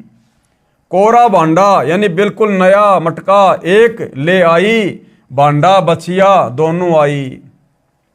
दोनों कबीर के सन्मुख आना, बछिया दिशा दृष्टि निजताना, बछिया हेठ सो भांडा धरेऊ, ताके थनही दूध ते भरेऊ, दूध हमारे आगे दरही, यही विधि खान पान नित करही। अब इन वाणियों में भाई और बहनों कहीं भी शंकर जी का नाम नहीं है कि शंकर जी आए थे, साधु रूप बनाकर आए थे। परमात्मा ने सारा खेल खेला था। अब भाई और बहनों, कबीर परमेश्वर जी के विषय में वेदों में कहां लिखा है कि जब वो कबीर परमात्मा शिशु रूप में धरती पर प्रकट होता है तो उनके परवरिश की लीला कंवारी गायों के दूध से होती है। और इस प्रकार की लीला जिस महापुरुष के जीवन काल में हुई है, कंवारी गायों के दूध से पालन पोषण की, वही असल में वेदों के अनुसार कबीर परमात्मा है। तो वेद भी इसी बात की गवाही दे रहे हैं। कौन सा वेद?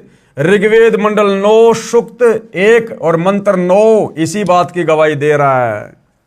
अभी इम अधन्य उत श्रृणंती धेनव शिशुम सोम इंद्रियाय पातवे। अभी इमम यानी अधन्य उत श्रृणंती धेनव शिशुम सोमम इंद्राय पातवे। और क्या कह रहे हैं परमात्मा? भावार्थ, पूर्ण परमात्मा अमर पुरुष जब लीला करता हुआ बालक रूप धारण करके स्वयं प्रकट होता है, सुख सुविधा के लिए जो आवश्यक पदार्थ शरीर वर्दी के लिए चाहिए वह पूर्ति कंवारी गायों द्वारा की जाती है। अर्थात उस समय अधन्या धेनव यानी कंवारी गाय अपने आप दूध देती है, जिससे उस पूर्ण प्रभु की परवरिश होती है। तो वेद भी इस बात की गवाही दे रहे हैं कि कंवारी गायों के दूध से परवरिश केवल उसी परमपिता परमेश्वर की होती है जो कबीर परमात्मा सतलोक से चलकर शिशु रूप में प्रकट होकर पृथ्वी पर लीला करते हैं। अन्य ब्रह्मा विष्णु महेश राम कृष्ण या अन्य किसी भी धर्म के किसी भी महापुरुष के जीवन काल में उनके बाल्य काल में जो उनकी परवरिश होती है वो इस प्रकार से नहीं होती है जिस प्रकार से वेदों में लिखी अपनी महिमा के अनुसार कबीर परमेश्वर जी की होती है। तो इति सिद्धम कि काशी वाला जुलाहा कबीर, काशी वाला धानक कबीर ही पूर्ण ब्रह्म परमात्मा है और एकमात्र उसी को इष्ट मानकर पूजा करने से हमारी आत्मा का कल्याण संभव है। अब नीरू को धन की प्राप्ति, क्योंकि काफी दिनों से महीने भर से नीरू ने कोई काम धाम नहीं किया, केवल बच्चे की चिंता में लगे रहे, जिस कारण से कुछ लोगों का उनके ऊपर उधार लेने के चलते कर्जा भी हो गया था। तो परमेश्वर ने क्या दया बख्शी उस परिवार के ऊपर। बालक की प्राप्ति से पूर्व दोनों जने पति पत्नी मिलकर कपड़ा बुनते थे। 25 दिन बच्चे की चिंता में कपड़ा बुनने का कोई कार्य न कर सके, जिस कारण से कुछ कर्ज नीरू को हो गया। कर्ज मांगने वाले भी उसी 25वें दिन आ गए तथा बुरी भली कहकर चले गए। कुछ दिन तक कर्ज न चुकाने पर यातना देने की धमकी सेठ ने दे डाली। अब देखो, बहुत सारे भाई बहन हैं, नया नया नाम लेते हैं, ज्ञान इतना सुनते नहीं हैं और बाद में कहते हैं कि भैया मेरा तो कर्जा नहीं उतर रहा, मेरा तो कर्जा नहीं उतर रहा, परमात्मा ये कर देते हैं वो कर देते हैं, मेरे ऊपर बहुत कर्जा है। देखो, जिसके घर में शिशु रूप में खुद कबीर भगवान आए, प्रकट हुए, और वो आत्माएं भी किस प्रकार से कर्जे में डूबी हुई थी, उनको भी लोग पैसे के लिए धमकी दे दे के जा रहे थे, धमकी दे दे के, जबकि उनकी झोपड़ी में सारी सृष्टि का पालन पोषण करने वाला, लोगों को सेठ बनाने वाला, राजा बनाने वाला, दुनिया को धन देने वाला वो कबीर परमात्मा विराजमान था। तो भाई और बहनों, ये भक्ति ज्ञान आधार की है। अगर परमात्मा की शरण में है, मर्यादा में रह के भक्ति कर रहे हैं, नेक नीति ईमानदारी से जैसा भी छोटा मोटा काम धंधा कर रहे हैं और लोगों से पैसा लिया हुआ है, यदि वापस लौटाने की हमारी नीयत है तो भाई और बहनों, कोई फांसी नहीं तोड़ देगा, कोई मर्डर नहीं कर देगा। हम परमात्मा की शरण में हैं, सबकी बुद्धि परमात्मा के हाथ में है। इसलिए हमने धैर्य पूर्वक इस ज्ञान को अच्छे से समझकर भक्ति और भगवान में किसी प्रकार का दोष प्रकट ना करते हुए हमने भक्ति पे लगे रहना है। धीरे धीरे सारे कार्य परमात्मा अवश्य ठीक करता है। दोनों पति पत्नी अति चिंतित हो गए, अपने बुरे कर्मों को कोसने लगे। एक चिंता का समाधान होता है, दूसरी तैयार हो जाती है। देख लो भाई, एक चिंता का समाधान हुआ, कबीर परमात्मा ने दूध पीना शुरू किया तो दूसरी चिंता आ गई कि अब इनका कर्जा कहां से दें, ये मांगने वाले धमकी दे रहे हैं, परेशान कर रहे हैं, मारेंगे पीटेंगे। तो भैया आप और हमने भी विचार करना चाहिए। आप और हम तो केवल भगवान की भक्ति कर रहे हैं, इनके तो घर में भगवान था, फिर भी आगे से आगे टेंशन और चिंता। तो भाई और बहनों, हमने इतना ज़्यादा चिंतित ना होकर परमेश्वर में जो है ध्यान ही लगाना चाहिए। परमेश्वर की भक्ति से ही सारी चिंताएं धीरे धीरे, गुरुदेव कहते हैं, समाप्त होती हैं।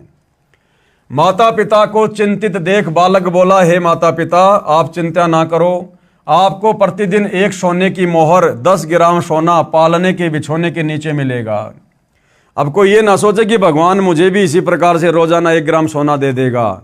ये भगवान तो पूरी धरती को सोना बना दे, लेकिन वर्तमान में कलयुग की बिचली पीढ़ी में, इस वैज्ञानिक युग में परमात्मा इस प्रकार से कोई विशेष चमत्कार नहीं करेंगे। हालांकि वो कर सकते हैं, उनकी मौज है, लेकिन ज्ञान आधार से देखा जाए तो परमात्मा हमारी भक्ति को सफल करवाने के लिए हमसे नेक नीति ईमानदारी से छोटा मोटा काम धंधा अवश्य करवाएंगे, ताकि उस मेहनत से कमाए हुआ पैसे हम 2 पैसे परमात्मा को 10वें अंश के रूप में, दान धर्म के रूप में देंगे तो हमारा धर्म में सहयोग होगा और हमारी सेवा भी बनेगी। आप अपना कर्ज उतार कर अपना तथा गऊ का खर्च निकालकर शेष बचे धन को धर्म कर्म में लगाना।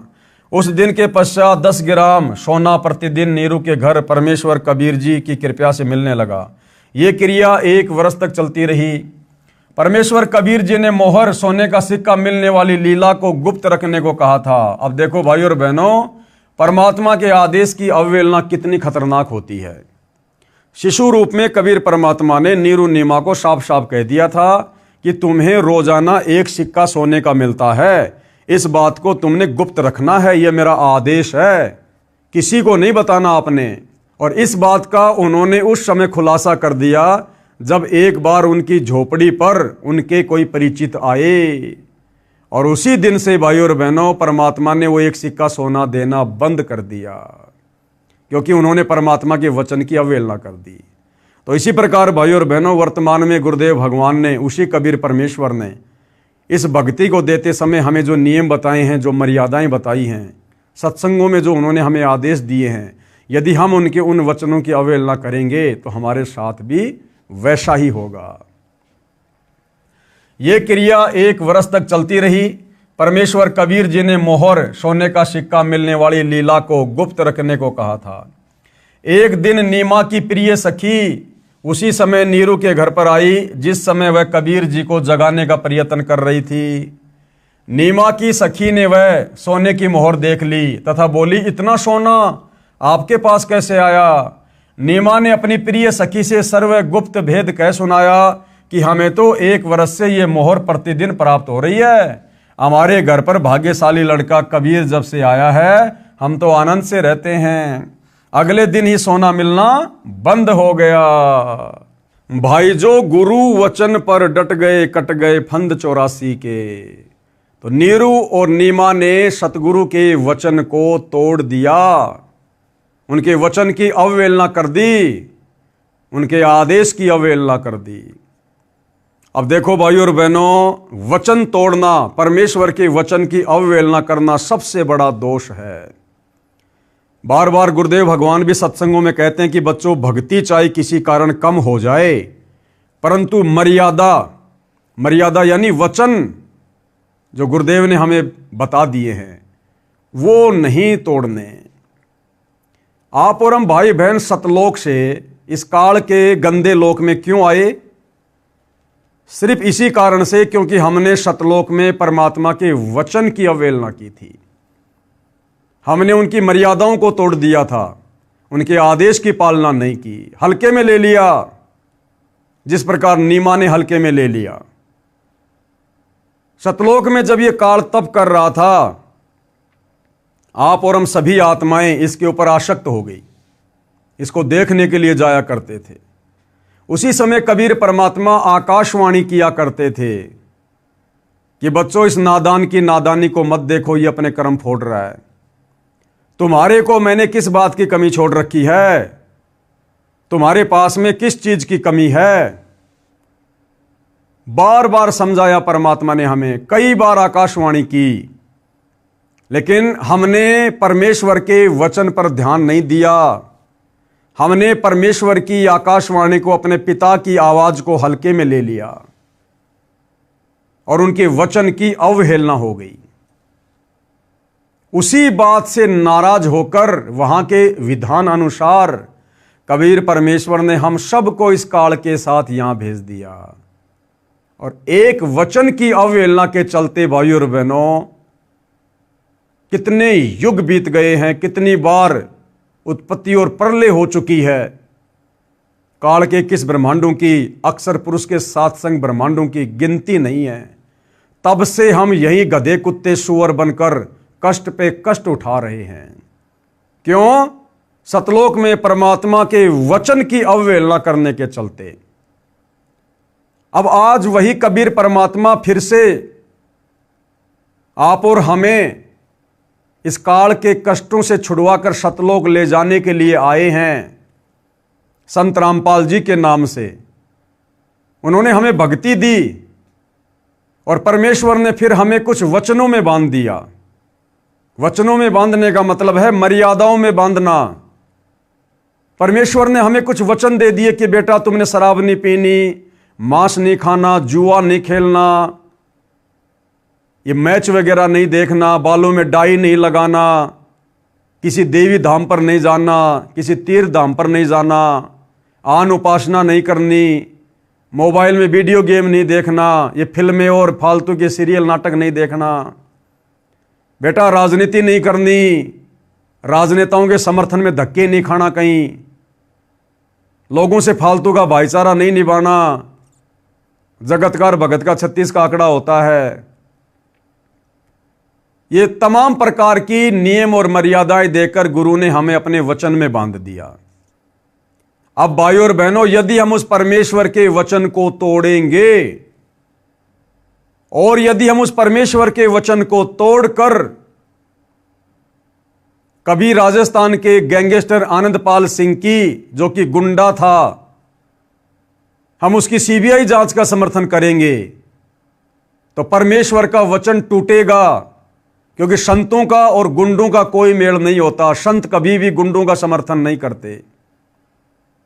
संत कभी भी गुंडों की सीबीआई जांच के लिए अपनी नेक नीति और मेहनत की कमाई का पैसा नहीं देते। जैसा कि राजस्थान के अजमेर में आनंदपाल सिंह की उस गैंगस्टर की सीबीआई जांच के समर्थन में राजपूत करणी सेना को राजस्थान की संगत के द्वारा राजस्थान के सोजत आश्रम वालों ने 5 लाख रुपए दिए। ये परमेश्वर के वचन की धज्जियां उड़ाई गई। उसके बाद हरियाणा के जाट आरक्षण में सतलोक आश्रम धनाना वालों के द्वारा लाखों की संख्या में संत रामपाल जी के भक्तों को धरनों पर बैठा दिया गया और ज्योति पाठ और दान धर्म का रुपया, जो केवल अपने गुरुदेव के हाथों में दिया जाता है, सुपात्र को, जाट आरक्षण में उन कुपात्रों के हाथों में करोड़ों में दिया गया। करोड़ों में, कभी 11 लाख, कभी 25 लाख, कभी 5 लाख। और परमेश्वर के वचन की धज्जियां उड़ाई गई। हरियाणा के सोनीपत के गोहाना में जाट धर्मशाला का 5वां फ्लोर सतलोक आश्रम धनाना वालों ने बनवाकर, गुरुदेव के कलयुगी परिवार ने बनवाकर लगभग 1 करोड़ रुपया उस धर्मशाला में लगाया भक्तों के ज्योति पाठ और दान का। परमेश्वर के वचन की धज्जियां उड़ाई गई। अयोध्या के राम मंदिर में, वो राम मंदिर आन उपासना का केंद्र, वहां आने वाले लोग आन उपासी, और वहां जाकर सतलोक आश्रम वालों ने 1 महीने का भंडारा लगाया, आन उपासना को बढ़ावा दिया, परमेश्वर के वचन की धज्जियां उड़ाई गई। गांव धनाना में बैडमिंटन का स्टेडियम बनाया गया, जबकि गुरु का आदेश है मोबाइल में भी वीडियो गेम नहीं खेलना और देखना। और सतलोक आश्रम धनाना वालों ने, गुरुदेव के कलयुगी परिवार ने करोड़ों रुपए की लागत से धनाना गांव में बैडमिंटन का स्टेडियम बना के दे दिया गांव वालों को। परमेश्वर के वचन की धज्जियां उड़ाई गई।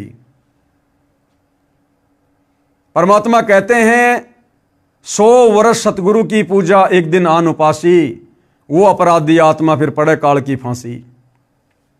सतलोक आश्रम धनाना वालों ने, गुरुदेव के परिवार ने 500 हरियाणा रोडवेज की बसों में भक्तों को बैठाकर आन उपासना के तहत रोहतक के पैरावर में परशुराम की जयंती के दिन कम से कम 50,000 संगत को वहां मुख्यमंत्री की रैली में बैठा दिया। परमेश्वर के वचन की धज्जियां उड़ाई गई। हाल ही कुछ दिन पहले हिसार की जाट धर्मशाला में एक समाज सेवी छोटू राम की जयंती मनाई गई, और परमात्मा ने हमें मना किया है किसी मरे हुए व्यक्ति की जयंती पर, उसकी पुण्यतिथि पर, उसकी बरसी पर, उसकी यादगार पर हम लोगों ने नहीं जाना है। हमने मुर्दों की पूजा नहीं करनी। लेकिन सतलोक आश्रम वालों ने, गुरुदेव के परिवार वालों ने झूठे मान सम्मान के चक्कर में हिसार की जाट धर्मशाला में और छोटू राम की जयंती पर जाकर खुद भी मर्यादा तोड़ी, संगत से भी मर्यादा तोड़वाई। तो भाइयों और बहनों, जिस एक वचन की अवहेलना करने के चलते परमात्मा ने धक्के मारकर हमारे को सतलोक से निकाला, और हम युगों युगों से गधे कुत्ते सुअर बनकर कष्ट उठा रहे हैं, उसके बाद भी उस दयालु परमात्मा ने एक मौका दिया कि हो सकता है वो संभल गए होंगे, अपनी गलतियों को अब वो मान लेंगे, सुधार लेंगे, आगे से गलती नहीं करेंगे। फिर से परमेश्वर धरती पर रामपाल जी के रूप में प्रकट होकर आए हैं, और अब हम उनके वचनों की धज्जियां उड़ा रहे हैं। उन्होंने हमें हर प्रकार से अवगत करवा दिया कि तुमने क्या गलती करी थी, जिस कारण से तुम यहां पटके गए, और फिर से हम वही गलतियां कर रहे हैं, जानबूझ के गलतियां कर रहे हैं। तो भाइयों और बहनों, अभी सतलोक जाने की तमन्ना नहीं है, अभी सतलोक जाने की इच्छा नहीं है। जो लोग इस प्रकार के वचन तोड़ रहे हैं, और जो संगत वचन तोड़ने वालों का दान धर्म देकर या वहां जाकर शारीरिक रूप से सहयोग कर रही है। तो भाइयों और बहनों, परमेश्वर के वचन की अवहेलना करना कितना खतरनाक होता है, ये आने वाले समय में इन सतलोक आश्रमों से जुड़े भाई बहनों को पता चलेगा। तो नीमा ने परमेश्वर के वचन की अवहेलना कर दी और अपनी सखी को सारा भेद बता दिया कि हमें तो 1 साल से प्रतिदिन 10 ग्राम सोना मिल रहा है। अगले ही दिन सोना मिलना बंद हो गया। नीरू तथा नीमा दोनों मिलकर कपड़ा बुनकर अपने परिवार का पालन पोषण करने लगे। बड़ा होकर बालक कबीर भी पिता के काम में हाथ बटाने लगा। थोड़े समय में अधिक बुनाई करने लगा। अब आगे परमात्मा हमें बता रहे कि ऋषि रामानंद सेऊ, सम्मन तथा नेकी व कमाली के पूर्व जन्मों का ज्ञान, जो कथाएं गुरुदेव भगवान हमें सुनाते हैं, ऋषि रामानंद जी की, सेऊ की, सम्मन की और नेकी तथा कमाली की, तो इनके पूर्व जन्मों का क्या इतिहास है, पहले इनके और मनुष्य जन्म कौन कौन से थे, उनकी जानकारी परमात्मा हमें दे रहे हैं। इससे हमें यह भी पता चलेगा कि परमात्मा अपनी अच्छी आत्माओं के पीछे युगों युगों से लगे हुए हैं। उन्हें भक्ति देकर रिचार्ज करके कलयुग की पिछली पीढ़ी तक मनुष्य जन्म दे देकर लेकर आते हैं। तो इन महापुरुषों के पूर्व जन्म क्या थे और किस प्रकार से परमेश्वर ने इनको अपनी शरण में लिया। ऋषि रामानंद जी का जीव, कौन रामानंद जी? पंडित रामानंद जी, जिन्होंने 650 साल पहले कबीर परमात्मा जी के मुंह बोले गुरु बनने की भूमिका की थी। ये जो पंडित रामानंद जी था, ये सतयुग में विद्याधर नाम का ब्राह्मण था, और इसी के घर में परमात्मा जी आए थे शिशु रूप में। और जो सतयुग में पंडित रामानंद जी वाली आत्मा विद्याधर नाम का ब्राह्मण था, और उसकी जो पत्नी थी वो कौन थी? कमाली वाली आत्मा, जो शेख तकी की लड़की थी जिसको परमात्मा ने कब्र से निकालकर जीवित किया था, कमाली नाम रखा था, अपने पास अपनी बेटी की तरह रखा था। वही कमाली वाली आत्मा सतयुग में पंडित रामानंद जी वाली आत्मा, जो कि विद्याधर नाम का ब्राह्मण था, उसकी पत्नी थी। और फिर वही पंडित रामानंद और कमाली वाली आत्मा त्रेता युग में भी पंडित वेदविग और सूर्या नाम से दोनों पति पत्नी थे। पंडित रामानंद जी का जीव सतयुग में विद्याधर ब्राह्मण था, जिसे परमेश्वर सत सुकृत नाम से मिले थे। त्रेता युग में वह वेदविग नामक ऋषि था, जिसको परमेश्वर मुनिंद्र नाम से शिशु रूप में प्राप्त हुए थे। तथा कमाली वाली आत्मा सतयुग में विद्याधर की पत्नी दीपिका थी और त्रेता युग में सूर्या नाम की वेदविग ऋषि की पत्नी थी। उस समय इन्होंने परमेश्वर को पुत्रवत पाला तथा प्यार किया था। इन्होंने कबीर परमेश्वर जी को पुत्रवत पाला और प्यार किया था। उसी के पुण्य के कारण ये आत्माएं परमात्मा को चाहने वाली थी और अपनी चाहने वाली आत्माओं के लिए परमात्मा यहां भटकता रहता है। कलयुग में भी इनका परमेश्वर के प्रति अटूट विश्वास था।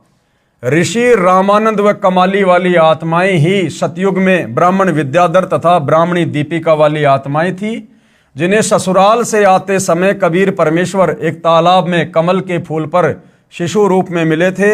यही आत्माएं त्रेता युग में वेदविग तथा सूर्या ऋषि दंपत्ति थे, जिन्हें परमेश्वर शिशु रूप में प्राप्त हुए थे। अब सम्मन तथा नेकी वाली आत्माएं, अब सम्मन और नेकी वाली आत्माएं कौन थी? पहले उनके क्या क्या जन्म थे? सम्मन तथा नेकी वाली आत्माएं द्वापर युग में कालू वाल्मीकि तथा उसकी पत्नी गोदावरी थी। कालू वाल्मीकि तथा उसकी पत्नी गोदावरी थी, जिन्होंने द्वापर युग में परमेश्वर कबीर जी का शिशु रूप में पालन किया था। उसी पुण्य के फलस्वरूप परमेश्वर ने उन्हें अपनी शरण में लिया। अब द्वापर युग में कबीर परमात्मा ने जो शिशु रूप में प्रकट होने की लीला की थी, और उस समय कालू वाल्मीकि तथा उसकी पत्नी गोदावरी ने जो परमात्मा जी का पालन पोषण किया था, वो आत्माएं कौन थी? वो कालू वाल्मीकि आगे चलकर कौन बना? सम्मन। और उसकी पत्नी गोदावरी आगे चलकर क्या बनी? नेकी। सम्मन और नेकी वाली आत्मा द्वापर युग में कालू वाल्मीकि तथा गोदावरी के रूप में थे, जिन्होंने परमात्मा के पालन पोषण की जो है लीला के तहत उन्होंने सेवा प्राप्त की थी। जिन्होंने द्वापर युग में परमेश्वर कबीर जी का शिशु रूप में लालन पालन किया था, उसी पुण्य के फलस्वरूप परमेश्वर ने उन्हें अपनी शरण में लिया था। और ये सेऊ कौन था? जो सम्मन और नेकी का बेटा सेऊ था, ये द्वापर में कौन था? इसका भी परमात्मा इतिहास बता रहे हैं। सेऊ यानी शिव वाली आत्मा द्वापर में ही एक गंगेश्वर नामक ब्राह्मण का पुत्र गणेश था। सेऊ की आत्मा द्वापर युग में एक गंगेश्वर नाम का ब्राह्मण था, जिसका बेटा था, और क्या नाम था? गणेश। और ये जो गंगेश्वर था, ये परमात्मा का घोर विरोधी था। ये परमात्मा जी का घोर विरोधी था, गंगेश्वर नाम का ब्राह्मण द्वापर युग में, जिसका बेटा गणेश था, जो आगे चलकर सेऊ के रूप में जन्मा। और वो जो गंगेश्वर था, जो द्वापर में परमात्मा का विरोध किया करता था, वो फिर आगे चलकर शेख तकी बना। सिकंदर लोदी का धार्मिक गुरु बना शेख तकी। एक गंगेश्वर नामक ब्राह्मण का पुत्र गणेश था। कौन? सेऊ द्वापर में, जिसने अपने पिता के घोर विरोध के पश्चात भी मेरे उपदेश को नहीं त्यागा था। तथा गंगेश्वर ब्राह्मण वाली आत्मा कलयुग में शेख तकी बना। वह द्वापर युग से ही परमेश्वर का विरोधी था। गंगेश्वर वाली आत्मा शेख तकी को काल ब्रह्म ने फिर से प्रेरित किया कर्म फुड़वाने के लिए, जिस कारण से शेख तकी यानी गंगेश्वर ने परमेश्वर कबीर जी का शत्रु बना और भगत श्री कालू तथा गोदावरी का गणेश माता पिता तुल्य सम्मान करता था। और द्वापर युग में कबीर परमात्मा का जिस कालू नाम के वाल्मीकि और उसकी पत्नी गोदावरी ने जो परमेश्वर की सेवा की थी, उनका पालन पोषण किया था, वो जो गणेश था, जो गंगेश्वर का लड़का, वो उन दोनों को बहुत प्यारा था। और उसी मोह ममता के चलते वो काड़ू तो बना कलयुग में सम्मन, गोदावरी बनी नेकी, और वो गणेश बना उनका बेटा शेऊ। भगत श्री काड़ू तथा गोदावरी का गणेश माता पिता तुल्य सम्मान करता था। रो रो कर कहता था, काश आज मेरा जन्म आप वाल्मीकि के घर होता। मेरे पालक माता पिता काड़ू तथा गोदावरी भी गणेश से पुत्रव्रत प्यार करते थे, और उसी मोह ममता के चलते भाइयों और बहनों उनका अगला जन्म इकट्ठा हो गया।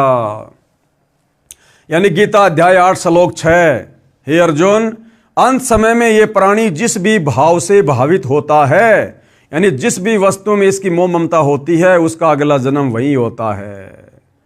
तो द्वापर युग में भाइयों और बहनों उन तीनों का आपस में विशेष प्रेम था, जिस कारण से परमात्मा ने कलयुग में तीनों को इकट्ठा जन्म दे दिया, सम्मन, नेकी और शेऊ के रूप में। उनका मोह भी उस बालक में अत्यधिक हो गया था। इसी कारण से वे फिर से उसी गणेश वाली आत्मा अर्थात शेऊ के माता पिता नेकी तथा सम्मन बने। सम्मन की आत्मा ही नौशेरवा शहर में नौशेर खा राजा बना, फिर बलक बुखारे का बादशाह अब्राहिम अदम सुल्तान हुआ, जो कथाएं हमें गुरुदेव भगवान ने बार बार सुनाई है। तब उसको पुनः भक्ति पर लगाया। मोक्ष नहीं हुआ अब्राहिम का, केवल भक्ति पर लगाया। आगे परमेश्वर की लीला के तहत शिशु रूप में जब काजी मुसलमान परमेश्वर की सुन्नत करने के लिए आए, जो मुसलमान धर्म में एक रिवाज है बच्चे की सुन्नत करने का, तो जब मुसलमान शिशु रूपधारी परमेश्वर कबीर जी की सुन्नत करने लगे, तो परमेश्वर जी ने क्या लीला की, इस सत्यनारायण कथा के तहत हम पढ़ेंगे। शिशु कबीर की सुन्नत करने का असफल प्रयास। शिशु रूपधारी कबीर देव की सुन्नत करने का समय आया तो पूरा जन समूह संबंधियों का इकट्ठा हो गया। नाई जब शिशु कबीर के लिंग को सुन्नत करने के लिए कैंची लेकर गया, तो परमेश्वर ने अपने लिंग के साथ एक लिंग और बना लिया, लीला की परमात्मा ने। फिर उस सुन्नत करने को तैयार व्यक्ति की आंखों के सामने 3 लिंग और बढ़ते दिखाई दिए। कुल 5 लिंग एक बालक के देखकर वह सुन्नत करने वाला आश्चर्य में पड़ गया। तब कबीर जी शिशु रूप में बोले, भैया एक ही लिंग की सुन्नत करने का विधान है ना तुम्हारे मुसलमान धर्म में। बोला शेष 4 की सुन्नत कहां करनी है, जल्दी बोल। और शिशु को ऐसा बोलते सुनकर तथा 5 लिंग बालक के देखकर नाई ने अन्य उपस्थित व्यक्तियों को बुलाकर वह अद्भुत दृश्य दिखाया। यानी परमात्मा ने इस भ्रमणा को तोड़ना था कि नादानो, अगर ये सुन्नत करने का विधान अगर परमात्मा का होता तो क्या परमात्मा मां के पेट से सुन्नत करके नहीं भेजता बाहर? तुम लोगों ने अपनी मनमुखी धारणा बना रखी है। ये सभी उपस्थित जन समूह ये देखकर अचंभित हो गया, आपस में चर्चा करने लगे, ये अल्लाह का कैसा कमाल है। एक बच्चे को 5 पुरुष लिंग ये देखकर बिना सुन्नत किए ही चला गया। बच्चे के 5 लिंग होने की बात जब नीरू व नीमा को पता चला तो कहने लगे, आप क्या कह रहे हो, ये नहीं हो सकता। दोनों बालक के पास गए तो शिशु को केवल एक ही पुरुष लिंग था, 5 नहीं थे। परमात्मा ने फिर से अपनी लीला समेट ली। तब उन दोनों ने उन उपस्थित व्यक्तियों से कहा, आप क्या कह रहे थे, देखो कहां है बच्चे के 5 लिंग, केवल एक ही है। उपस्थित सारे व्यक्तियों ने पहले आंखों देखे थे 5 पुरुष लिंग तथा उस समय केवल एक ही लिंग यानी पेशाब इंद्री को देखकर आश्चर्यचकित हो गए। तब शिशु रूपधारी परमेश्वर बोले, हे भोले लोगों, आप लड़के का लिंग किस लिए काटते हो? क्या लड़के को बनाने में अल्लाह यानी परमेश्वर ने चूक कर दी जिसे आप ठीक करते हो? क्या आप परमेश्वर से भी बढ़कर हो? यदि आप लड़के के लिंग की चमड़ी आगे से काटकर सुन्नत करके उसे मुसलमान बनाते हो तो लड़की को मुसलमान कैसे बनाओगे? भैया लड़के को तो तुमने पेशाब इंद्री की आगे से थोड़ी सी खाल काटकर मुसलमान बना दिया, तो तुम्हारा लड़का तो बन गया मुसलमान है। लेकिन जो लड़की पैदा होती है उसका क्या काटकर मुसलमान बनाओगे? इस गलत धारणा का परमात्मा ने खंडन किया इस प्रकार की लीला करके। यदि मुसलमान धर्म के व्यक्ति अन्य धर्मों के व्यक्तियों से भिन्न होते तो परमात्मा ही सुन्नत करके लड़के को जन्म देता। हे भोले इंसानों, परमेश्वर के सब प्राणी हैं। कोई वर्तमान में मुसलमान समुदाय में जन्मा है तो वह मृत्यु उपरांत हिंदू या ईसाई धर्म में भी जन्म ले सकता है। इसी प्रकार अन्य धर्मों में जन्मे व्यक्ति भी मुसलमान धर्म व अन्य धर्म में जन्म लेते हैं। ये धर्म की दीवारें खड़ी करके आपसी भाईचारा नष्ट मत करो। ये सब काल ब्रह्म की चाल है जो ये धर्म बनवा दिए, जातियां बनवा दी। अन्यथा सतयुग त्रेता द्वापर में कोई धर्म नहीं था, लेकिन इस कलयुग में काल और परमात्मा का पहले से एग्रीमेंट हो चुका था। काल ने कहा था कि परमात्मा आप 3 युगों में जीव सतलोक थोड़े लेकर जाना, और जब कलयुग आ जाए उस समय जितने मर्जी जीव ले जाना। तो इस समय के विषय में पहले से ही काल और परमात्मा के बीच में एग्रीमेंट हो चुका था। तो काल ने इस समय आप और हमारे को जातियों के नाम पर, धर्मों के नाम पर, समुदायों के नाम पर, रंग भेद के नाम पर देश और दुनिया में तरह तरह की दीवारें खड़ी करवा दी, सबकी भाषाएं अलग अलग करवा दी।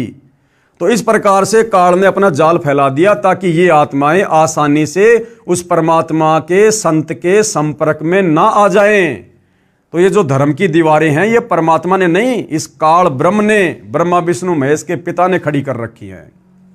ये सब काल ब्रह्म की चाल है। कलयुग से पहले अन्य धर्म नहीं थे, केवल एक मानव धर्म, मानवता ही था। अब कलयुग में काल ब्रह्म ने भिन्न भिन्न धर्मों में बांटकर मानव की शांति समाप्त कर दी है।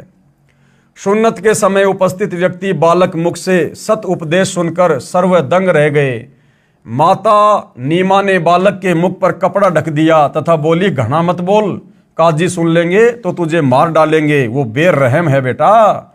परमेश्वर कबीर जी माता के हृदय के कष्ट से परिचित होकर सोने का बहाना करके खर्राटे भरने लगे।